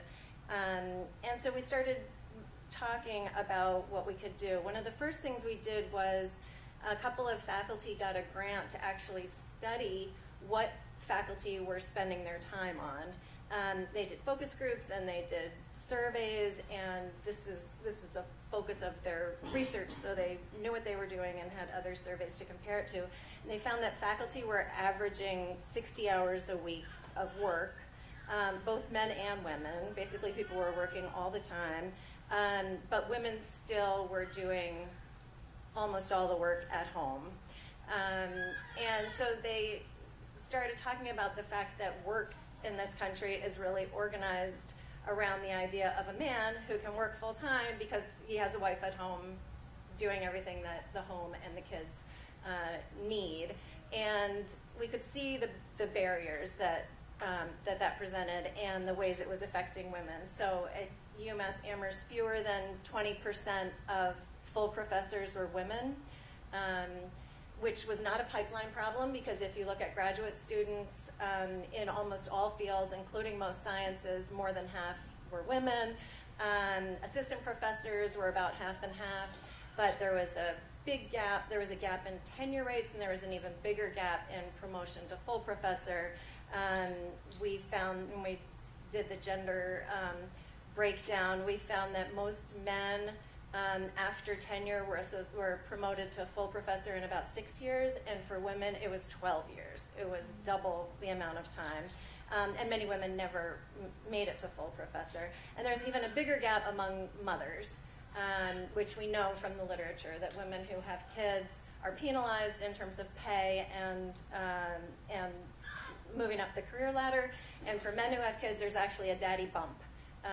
Men are considered to be, good family men and more responsible and good, stable employees, and so men actually make more when they have kids. So the gender gap was widening.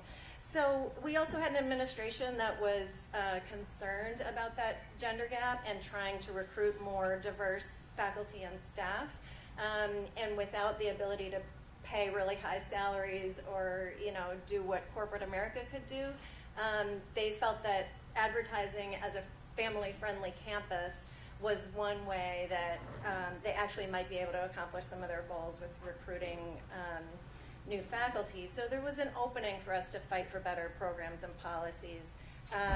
But the administration was not going to do it on their own. So because it was expensive, it's hard to change the culture. So it took a lot of organizing, and I want to tell you some of what we did. We started by going to the union, and that seemed like the obvious way. In fact, they were getting ready for a bargaining campaign, and there was a survey of members, and there was a question about parental leave, which was one of the things they were asking about. But when they got the results back, the union leadership said, yeah, people don't really care about that. People care more about salaries and health care and pensions. And that wasn't one of the top issues. The reason was that, as I said, they hadn't been hiring for a long time, and so the faculty tended to be much older, much more male and white. And the union leadership said, yeah, our members don't care about that. So a number of us who did care about that had to organize. So we found each other and joined together, and we started kind of just showing up at the union board meetings to talk about what we needed. We even came to negotiations once bargaining started and asked to be able to present. We formed a work-life committee, and some of our faculty know how to do research, so they did research on what other campuses had, looked at other union contracts, and came up with a long and very ambitious list of family-friendly policies that we wanted to see at UMass. The next thing that happened was there was a crisis. UMass was all of a sudden in another budget crisis, which happens to us all the time, and they announced that they were closing the child care center. So it was kind of a moment for us to do some organizing. We have, UMass Amherst is the largest unionized employer in New England. We have kind of wall-to-wall unions. We had the graduate employees. They were the only union that actually had childcare in their contract, that they had a right to childcare. So they filed grievances about the closing. The professional staff and classified staff had members who worked in the child care center, so they filed grievances and mobilized their members. And our union, the MSP, and other unions had members who needed child care. Most of us hadn't even been able to get in, and we were trying to expand the child care center rather than let it close. So we helped out with research. We organized public forums where we had, we found anyone who did research that was remotely relevant to childcare, and we had panels with them and parents talking about why it mattered. We got letters. We started a letter writing campaign and got faculty and staff thought, because there are a lot of older faculty who said, yeah, childcare is really important, and either I would never have gotten through it if, I would never have gotten to where I am if someone hadn't been taking care of my kid, or I want it to be better for this generation than it was for mine. So we found a lot of support, and that was not enough to persuade the administration to keep it open. And so we started having protests, and we found that there were ways to get a lot of media attention. One was to have a march through campus with strollers. So we had everyone bring their babies and toddlers, and we told the press, and we had a long parade all the way through campus with all of the parents. So that was a great visual. They still didn't move, and so we decided to bring our babies to campus, and we had a sit-in the administration building, and we had people just kind of take over the halls. There was lots of breastfeeding and crying toddlers and Cheerios all over the floor. And we stayed there for a while, and the administration got really angry, and the provost came out and yelled at us and told us we were exploiting our children and we should be ashamed of ourselves. And so it made a great news story, and we got a lot of sympathy around the idea that, okay, we only get 10 days of parental leave, there's no child care, what are we supposed to do with the, do you want us to just sit in the hallway with the babies? And people got that message. There's a lot more to say about that, but in the end we had a partial victory. They did keep open the child care center, and it became the Center for Early Education and Care. They decided to really market it as a high quality childcare and preschool, which it was, and that was quite successful. They closed infant care, and so we lost that fight. Infant care is so expensive, and we've been trying ever since then. Every contract we've been trying to get it back, and we haven't succeeded. But there was still a toddler classroom and 2 preschool classrooms. And the graduate employees, who were the only ones who actually had it in their contracts, were able to maintain a flex care system that they had, which was almost like drop-in, but you would sign up for, you could leave your kid there for 2 hours while you were teaching a class. And they kept that, and they still have it. That kind of gave us a lot of momentum to keep going with the work-life committee. And in contract negotiations, since we had now come up with an ambitious agenda that I'll show you on the next slide, the union agreed to put work-life issues into a separate committee. We weren't going to be able to do all of that at the bargaining table, so we came up with a labor management committee that had the authority to bargain contract language. We started recruiting more faculty and librarians to the committee. We had 20 people or more on our committee, even though it was supposed to be equal numbers of faculty and administrators. It ended up being like 20 of us and 1 or 2 of them, but that was okay. And we, again, proposed model contract language, and our pitch to the administration was always, look, we can make UMass a national leader around these issues. This was part of our, these were the big issues on our agenda, but we had more. Paid parental leave for both parents. A lot of parental leave policies specify that it's for the primary caregiver, and all of our research showed that that meant that women were getting the parental leave and were not encouraging equal caregiving, which was one of our goals. So we wanted to make sure that both parents could take parental leave and try and shift how parenting is done. Infant care and affordable child care, paid family and medical leave when someone has a sick family member, a sick parent, a sick child, being able to get paid leave, caregiver leave. We were asking for what we called modified duties, which meant for faculty, maybe you have less teaching during a semester when you have a father-in-law in the hospital, or would have some way of having flexible work so that you could modify it.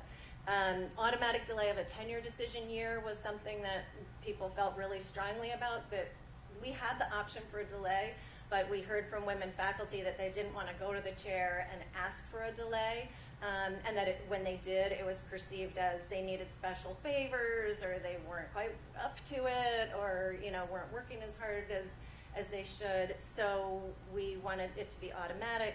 We asked for a partner hiring program so that there were resources to hire spouses and partners, and staff to work with faculty and staff around all of these issues. We talked about housing, affordable housing, we talked about lactation rooms and phased retirement, and we had a very long list. These were the big ones. Eventually we won paid leave, and that was our first victory. It took a long time and a lot of organizing, but it was great. It was about 16 years ago. We got 1 semester of full leave at full pay for tenure track faculty and librarians, so a whole semester off.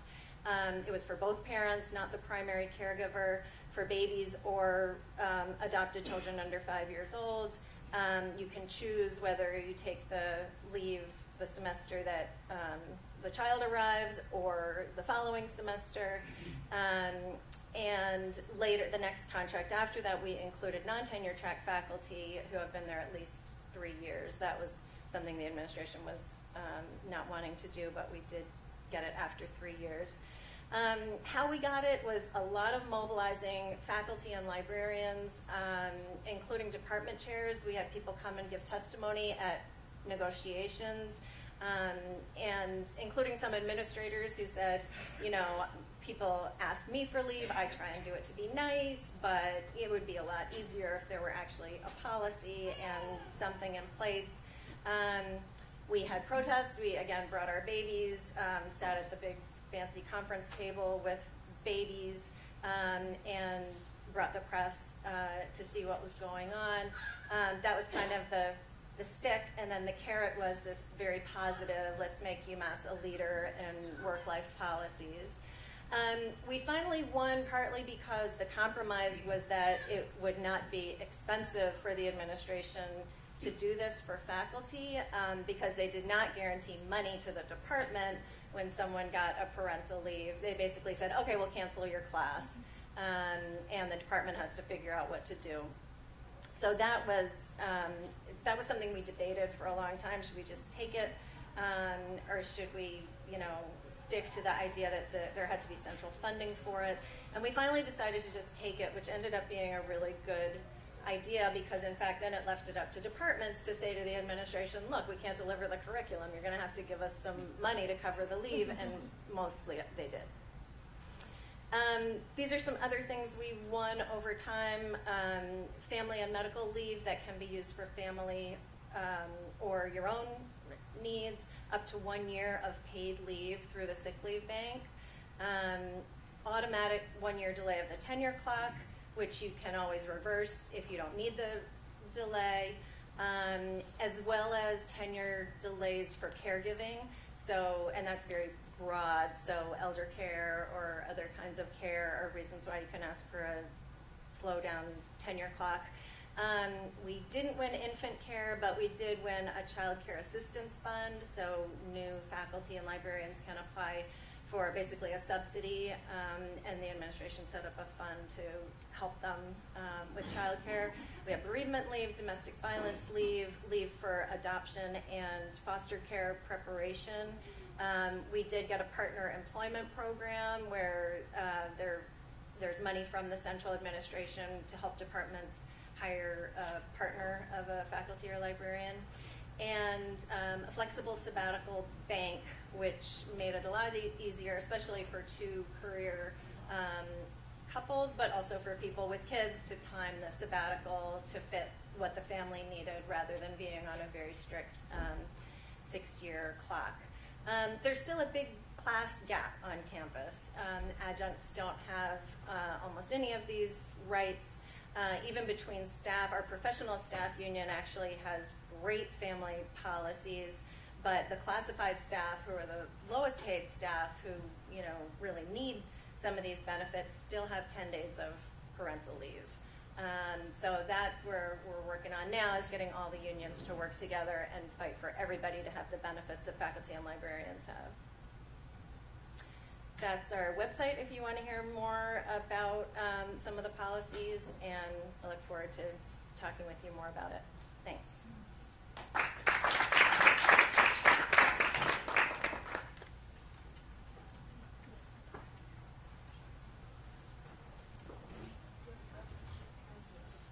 Trying to avoid having technical difficulties.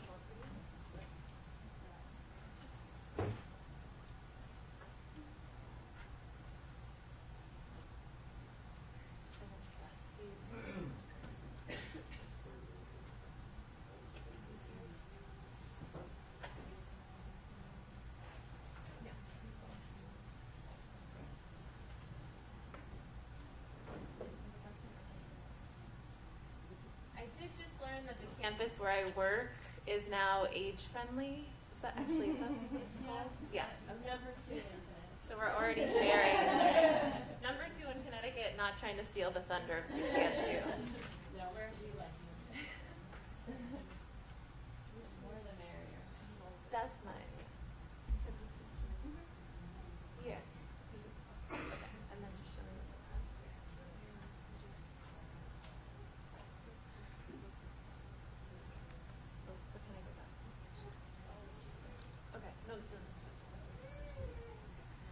So I'm just going to talk briefly about the need for and the state of childcare nationwide in terms of higher education. I feel like this is paparazzi right here.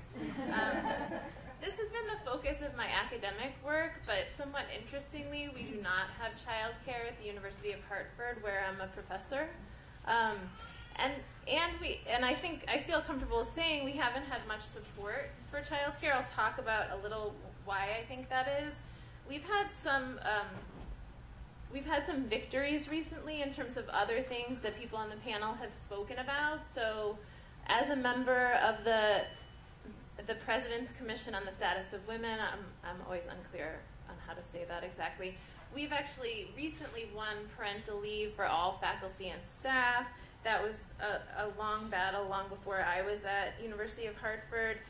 Every building has an all-gender restroom, and we've had success trying to secure breastfeeding space in every building.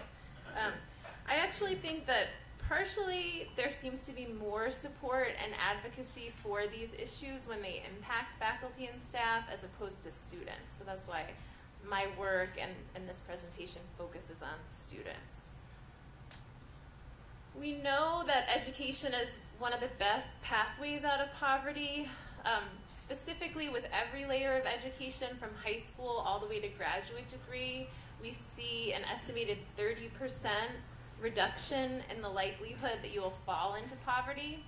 So we see 13% of single mothers with a bachelor degree living in poverty, compared with more than 60% without a high school diploma. So very persuasive background information. Still, in my own qualitative interviewing, you continue to hear many parents saying that college is not designed for students like them. And I find even my own institution and many colleges and universities continue to model their student services to meet that idea of traditional undergraduates.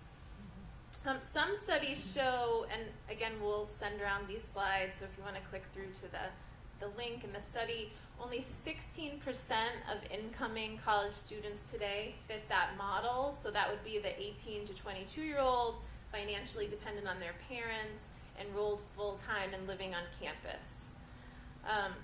So there's no doubt that many students with children are pursuing higher education, and I think Fiona, or we had on another slide, nearly a quarter of all undergraduates today, including 30% of those in community colleges, have children.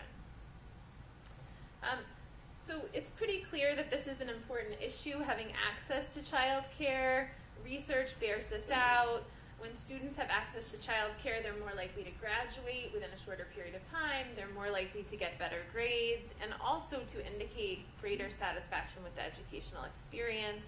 There was a recent study of Monroe Community College in Rochester, New York. That data is available through the Urban Institute, and I think it links through here as well. So just basically showing the ways in which childcare improves student outcomes.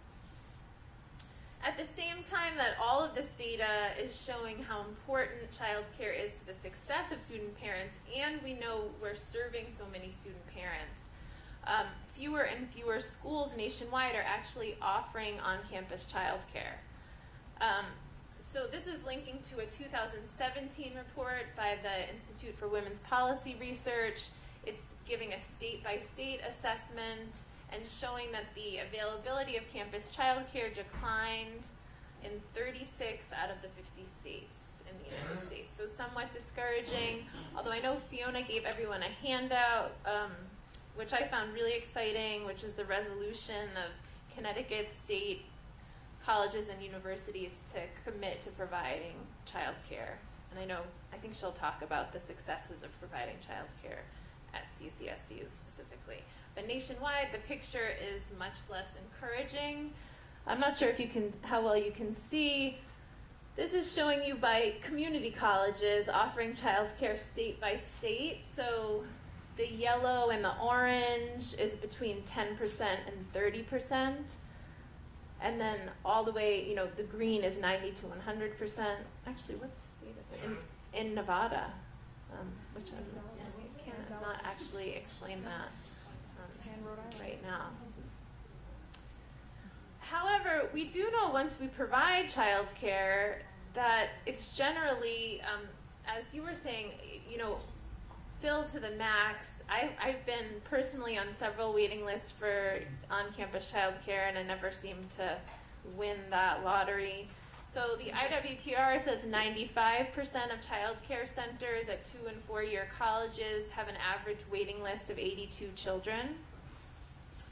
What this actually means is many student parents are having to cobble together other arrangements. So Barbara Galt, who's the director of IWPR, says, our impression is the majority of students today rely on childcare from family and friends because they have to, and this can be difficult because the arrangements are often unstable and can change without notice. So I had a few table discussions just with that sort of dilemma for faculty. How do we handle that, knowing that students are trying to cobble together arrangements, they sometimes fall apart. Many campuses have rules about whether or not students can bring children to class or on campus. Sometimes it's left to the discretion of faculty, but often this is happening because childcare is breaking down. Student parents can be an invisible population, and this is what I would say has been one of the big issues at my own institution. It's actually difficult to get data, for instance, on how many single parents attend your college, especially we're a private institution. So student parents don't have to identify on any form other than potentially the FAFSA where they would claim a dependent. I will tell you just from my own experience, we hold that FAFSA data tightly, and it's not readily available to then be disseminated and used in a campaign to argue for the need of childcare on campus. So you can try, and I know other places have tried surveys for students to identify. However, I've encountered many students who will confide in you that they hide their parenting status. So that they find that there's a stigma attached to being a student parent. Sometimes they perceive the professors will think they're trying to get out of work, or that they won't be a good student in some kind of way. So it all leads to an extreme difficulty in getting institutional data about who would utilize a child care center and about the need that should be met at the institution, especially among students. Faculty and staff are we've found more open to answering questions about needs for child care. We know that college presents unique challenges in terms of, your schedule changes every semester, the classes may be in the evening. I know CCSU is doing or trying to do some work around this issue in terms of, we're always highlighting to students in my classes, attend this screening at night, come to this debate. Even if you manage to have secure childcare during the day, that can be very difficult. And the majority of schools nationwide do very little to help student parents to meet these needs, or to navigate that conflict between their classroom responsibilities and their child care needs. Few schools offer additional services or assistance in terms of arranging class schedules. So I always say it's a pet peeve of mine. Most schools offer that type of assistance or registration priority to athletes, for instance, because of the difficult scheduling that they do encounter in terms of games, but very few offer that same scheduling priority to student parents. You see few schools working with students around parenting and work obligations, and the next step would be helping them to connect with government benefits and other community programs. There's some work within the CUNY system in that way, but generally it's not available. There's been a recent study by the Urban Institute that I've linked that there, that I think is worth looking at, that shows a number of different promising models nationwide. So what they're suggesting is that you can actually meet child care needs on campus in a number of different ways. So one being to have a child care center available to students on campus, but also they highlight some other programs that are offering referrals to child care in the community, counseling, advising. So either daycare on campus, helping them to find child care options in the community, coupled with helping them to find funding sources that will be accepted at the child care options where they're steering them. And also work in recognizing the complex scheduling of student parents, providing ongoing support for the parent and the child, potentially through resource centers on campus. So that was some of the models that they highlight in the program. I think there are 10, are just comprehensive parent resource centers on campus where they streamline all kinds of information and resources, usually for students, faculty, and staff. So yeah, I would suggest looking at that, and we'll make sure we get the slides out to everyone if they're interested in the links. And I'm looking forward to our discussion.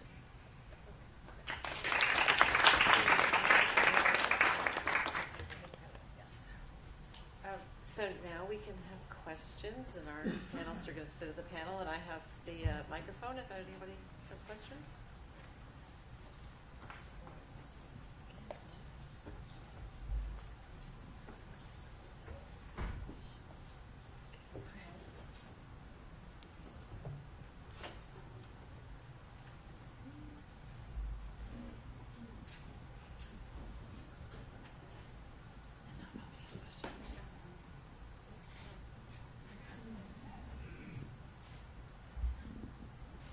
Thank you so much. That was like so wonderful for me because I'm a mom and a student, and I'm a young mom. I had my daughter when I was 20. She's 7 now. And so I was speaking earlier with Dr. Glazer, my advisor / mentor, who's amazing.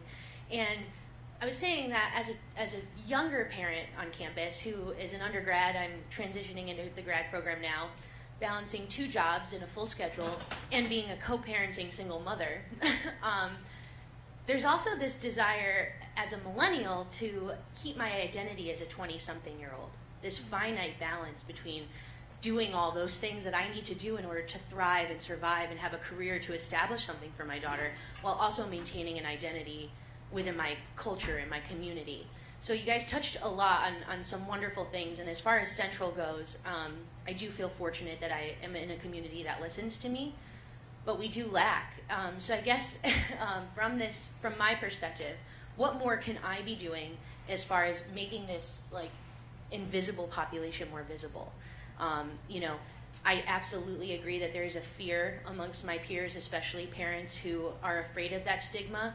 Like the minute that I tell you that I do all these things, it's like she's struggling and I need to help her or something. And it's like, no, I can do it, but maybe just offer some more tools for me as far as scheduling goes. Like as an undergrad parent, having to take classes from like a 4:30 to 6 class is crazy because my daughter gets out of school at 3:15. I'll see her for like 40 minutes before I'm jetting off to the next thing.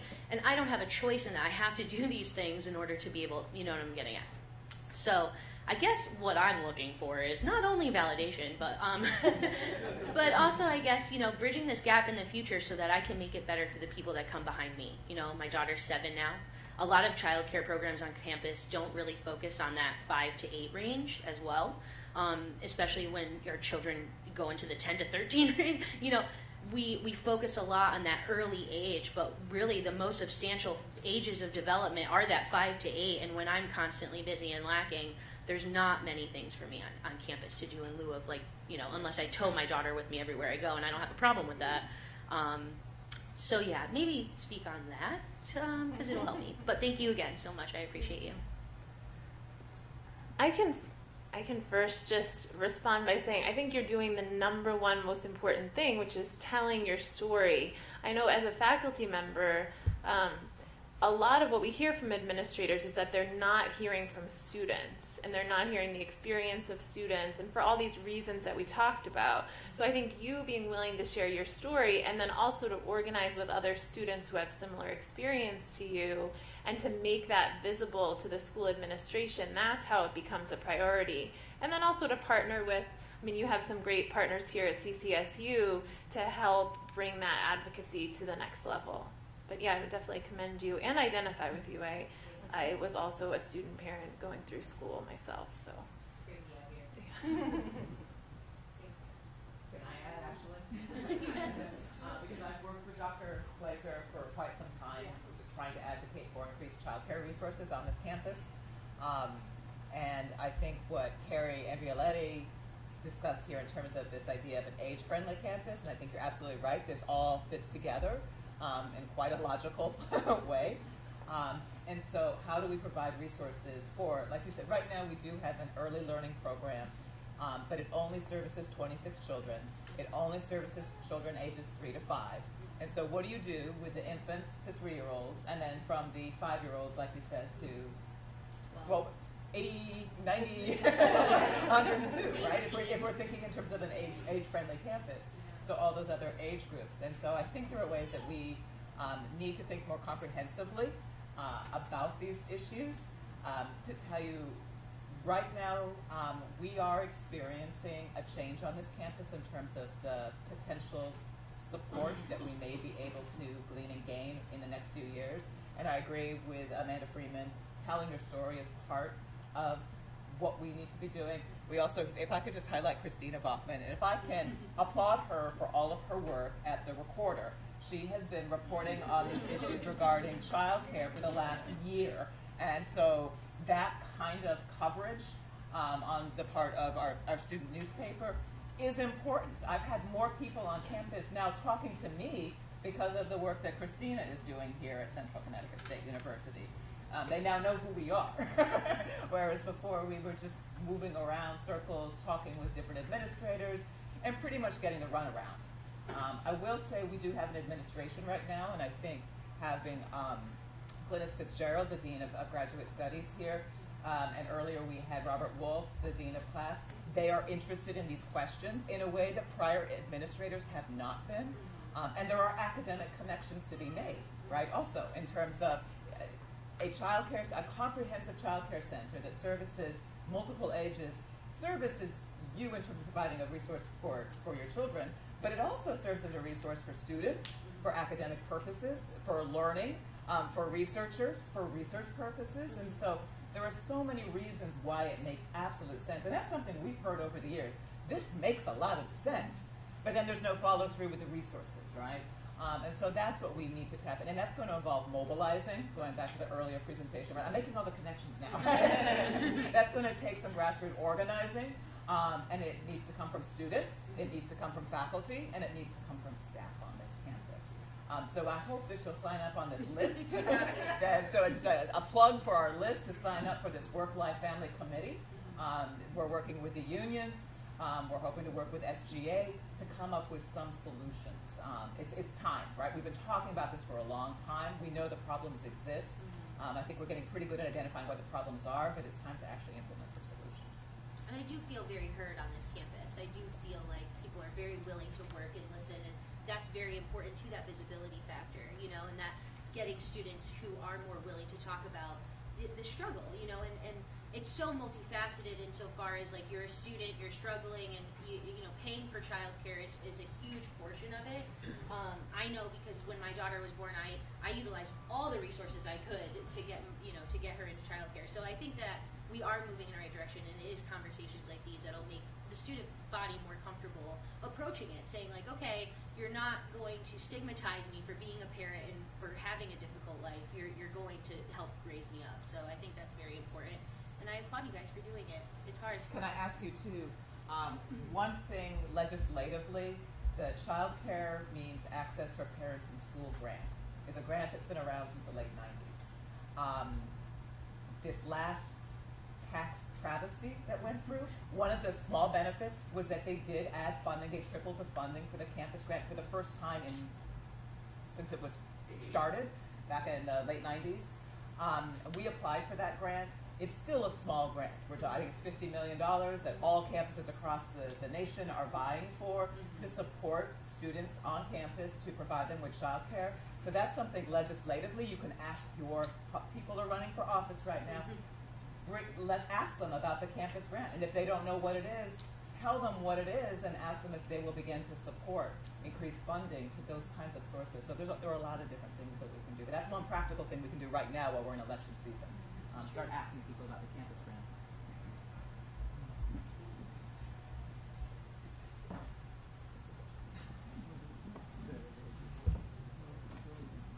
So, good morning. Thank you for talking to us about these important issues. I wanted to ask, where do you feel that race and ethnic backgrounds play into age-friendly institutions? Because for myself, from experience, I don't have children, but I had to support my family a lot in undergrad and in graduate because when my grandfather was in the hospital, my family struggled listening to English medical terminology, and I had to be there a lot to translate. And I feel like for those situations, there's not a lot of support. And, you know, thankfully, I've had a lot of supportive professors like Dr. O'Connor and Dr. Williams, who were supportive of me when I went through those situations. But some people are not as fortunate. And sometimes I feel like those situations, especially with cultural families that you have to deal with, are not as supportive and heard. So how do you think these situations or these things that you're trying to implement can address those issues as well? Wow, that's a great question. I mean, I think I'm so glad that you stood up and asked that question, because I think like a lot of parents, student parents being invisible, I think other type of student caregivers are invisible. So I think I don't have a concrete answer for you, but I think one of the responsibilities of a university is to help educate the students as well as staff and faculty about, resources, and we need to start by, as you said, telling our stories, talking about the challenges, so that we can start to put in the supports and and create the policies that can help support you in the way that you need to be supported. Because you're not alone, I think. But I think my minimal experience so far is that with caregiving, everybody feels very alone because every situation is so different and it's really hard to navigate. So the more that we can create a community that it, so people know, like, where to go. How can I? What kind of support can I get? I hope that that'll be part of our strategic plan and thinking about how we can be more age friendly. So thank you for that. Hi, I'm from Capital Community College, and last April the decision was made to close the Early Childhood Lab School at Capital, which is in downtown Hartford. That decision was reversed when I believe the higher-ups in the system realized that wouldn't play very well in the community. So it is on life support, as it were. It's for 3- and 4-year-olds. And I think we have to make the argument to the legislature and the BOR and the governor to change be fair to public higher education. But there's a lot of other people at the table, basic human needs and other things. So you're not going to win that argument completely for state appropriations. And what we're going to look at Capital, and to have a survival, to have that lab school survive and maybe expand it for child care, evening class, and so forth, is to look for a partnership with the YWCA, YMCA, partnerships in the community where those are the solutions. So I think maybe some of you have heard of those efforts already, but in terms of a community college, and the story of food insecurity, parents, average age 29, 75% of students are part-time, balancing work, family, and study. So I think that is the solution, because if there's going to be a legislature here later, he's going to tell you that's going to be tough.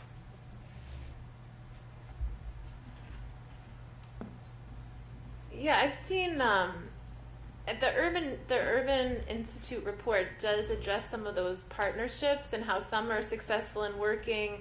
I know there's been some struggles in terms of who gets priority for the spots. If it's a popular center in the community, are students prioritized, or faculty and staff prioritized?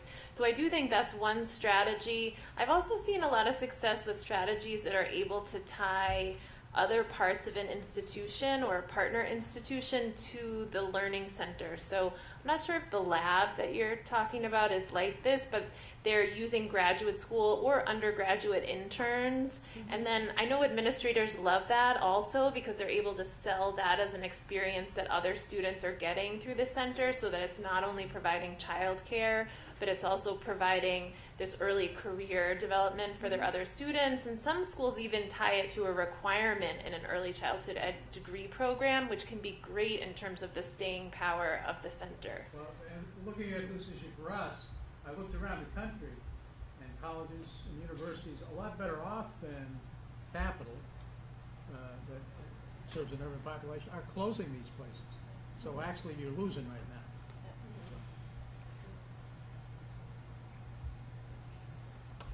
Good morning. I would like to again thank everybody for your participation. I recently joined the Commission on Aging in my town because I'm about to be an empty nester. However, I am a partial parent of, a part-time parent of a grandchild that I fostered at birth. So I'm kind of, and seniors, I'm caring for seniors as well. So I had a baby on my hip at 10 o'clock at night, doing meds for my mom, running to make sure the baby's got diapers, and had, a kid doing homework at school, at home. So that whole process, I think I almost fell over. and trying to work full time and the commitment for work.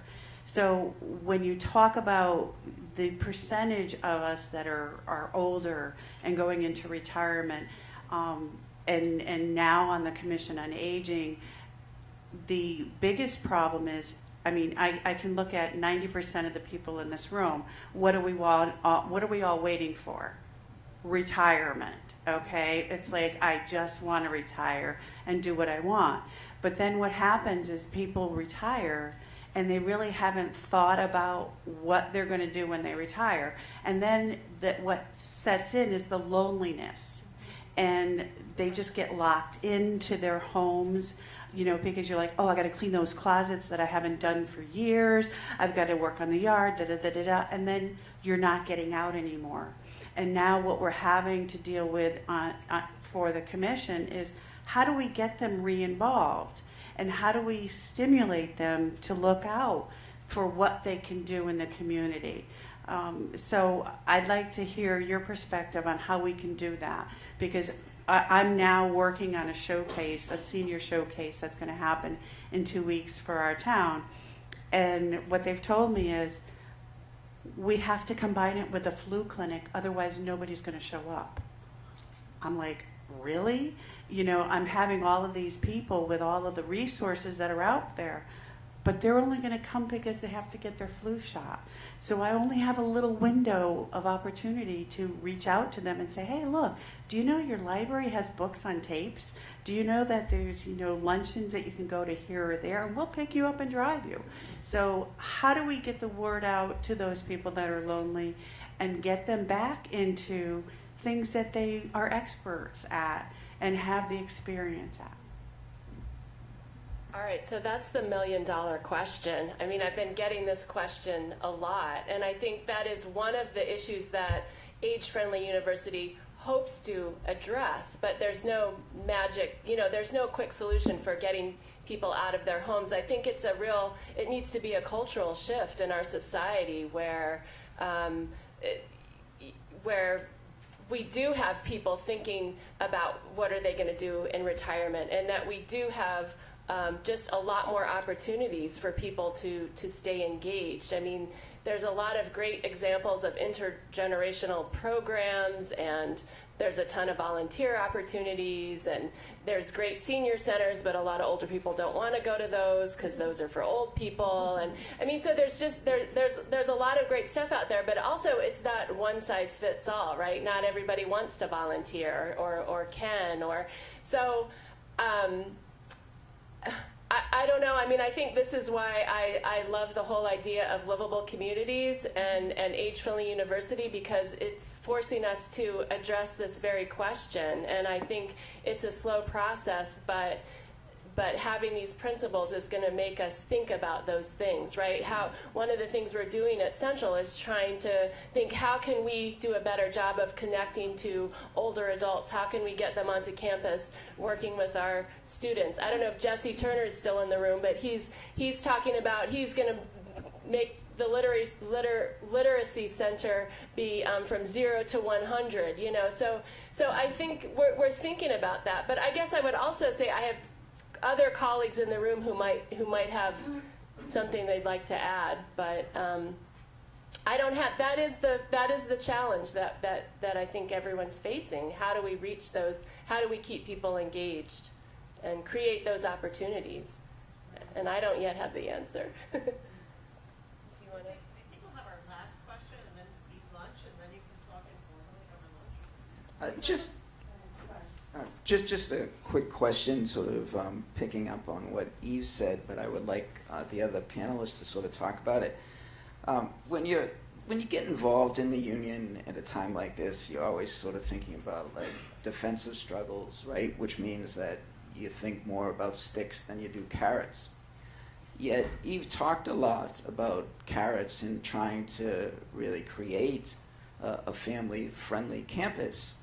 And it seems to me, you know, in a context of declining enrollments and, you know, these institutions, compete around, different food stations, how fancy their gym is, how wonderful their dorms are, and their luxury boxes of their sports teams and things like that. And it seems to me that, sort of turning that around and thinking about the carrot and using that to build sort of a coalition between students and faculty in which you could fold everything that the panelists talked about, whether it's breastfeeding, whether it's childcare and elder care on campus. It seems to me that, strategically, maybe we have to think about carrots more than sticks.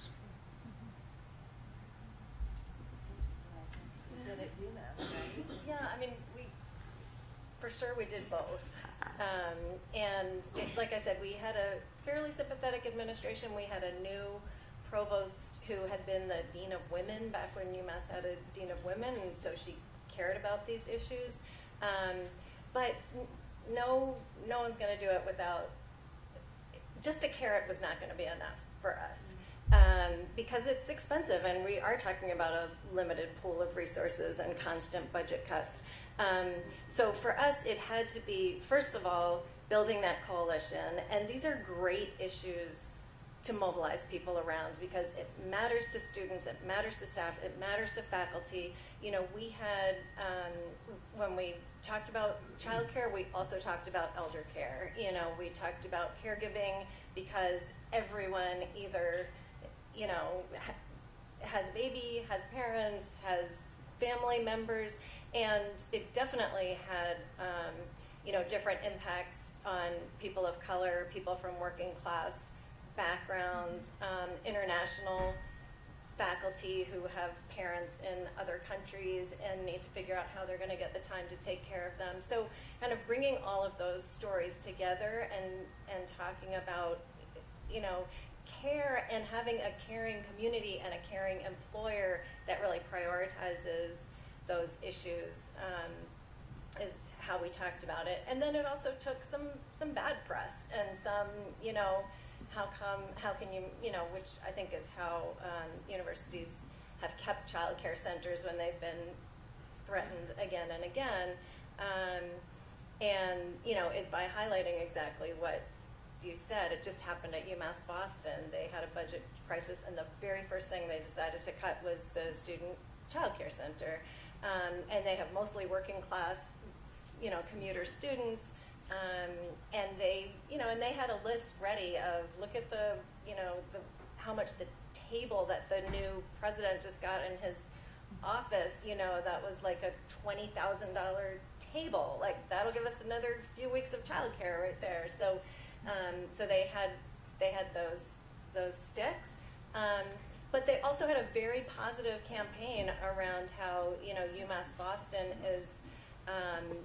They call it like the inner city flagship or something, and the ways that it's actually serving its community, its faculty, staff, and students through a whole, through childcare and flexible scheduling and a whole range of benefits that work for people's lives. So for us, it was for sure both.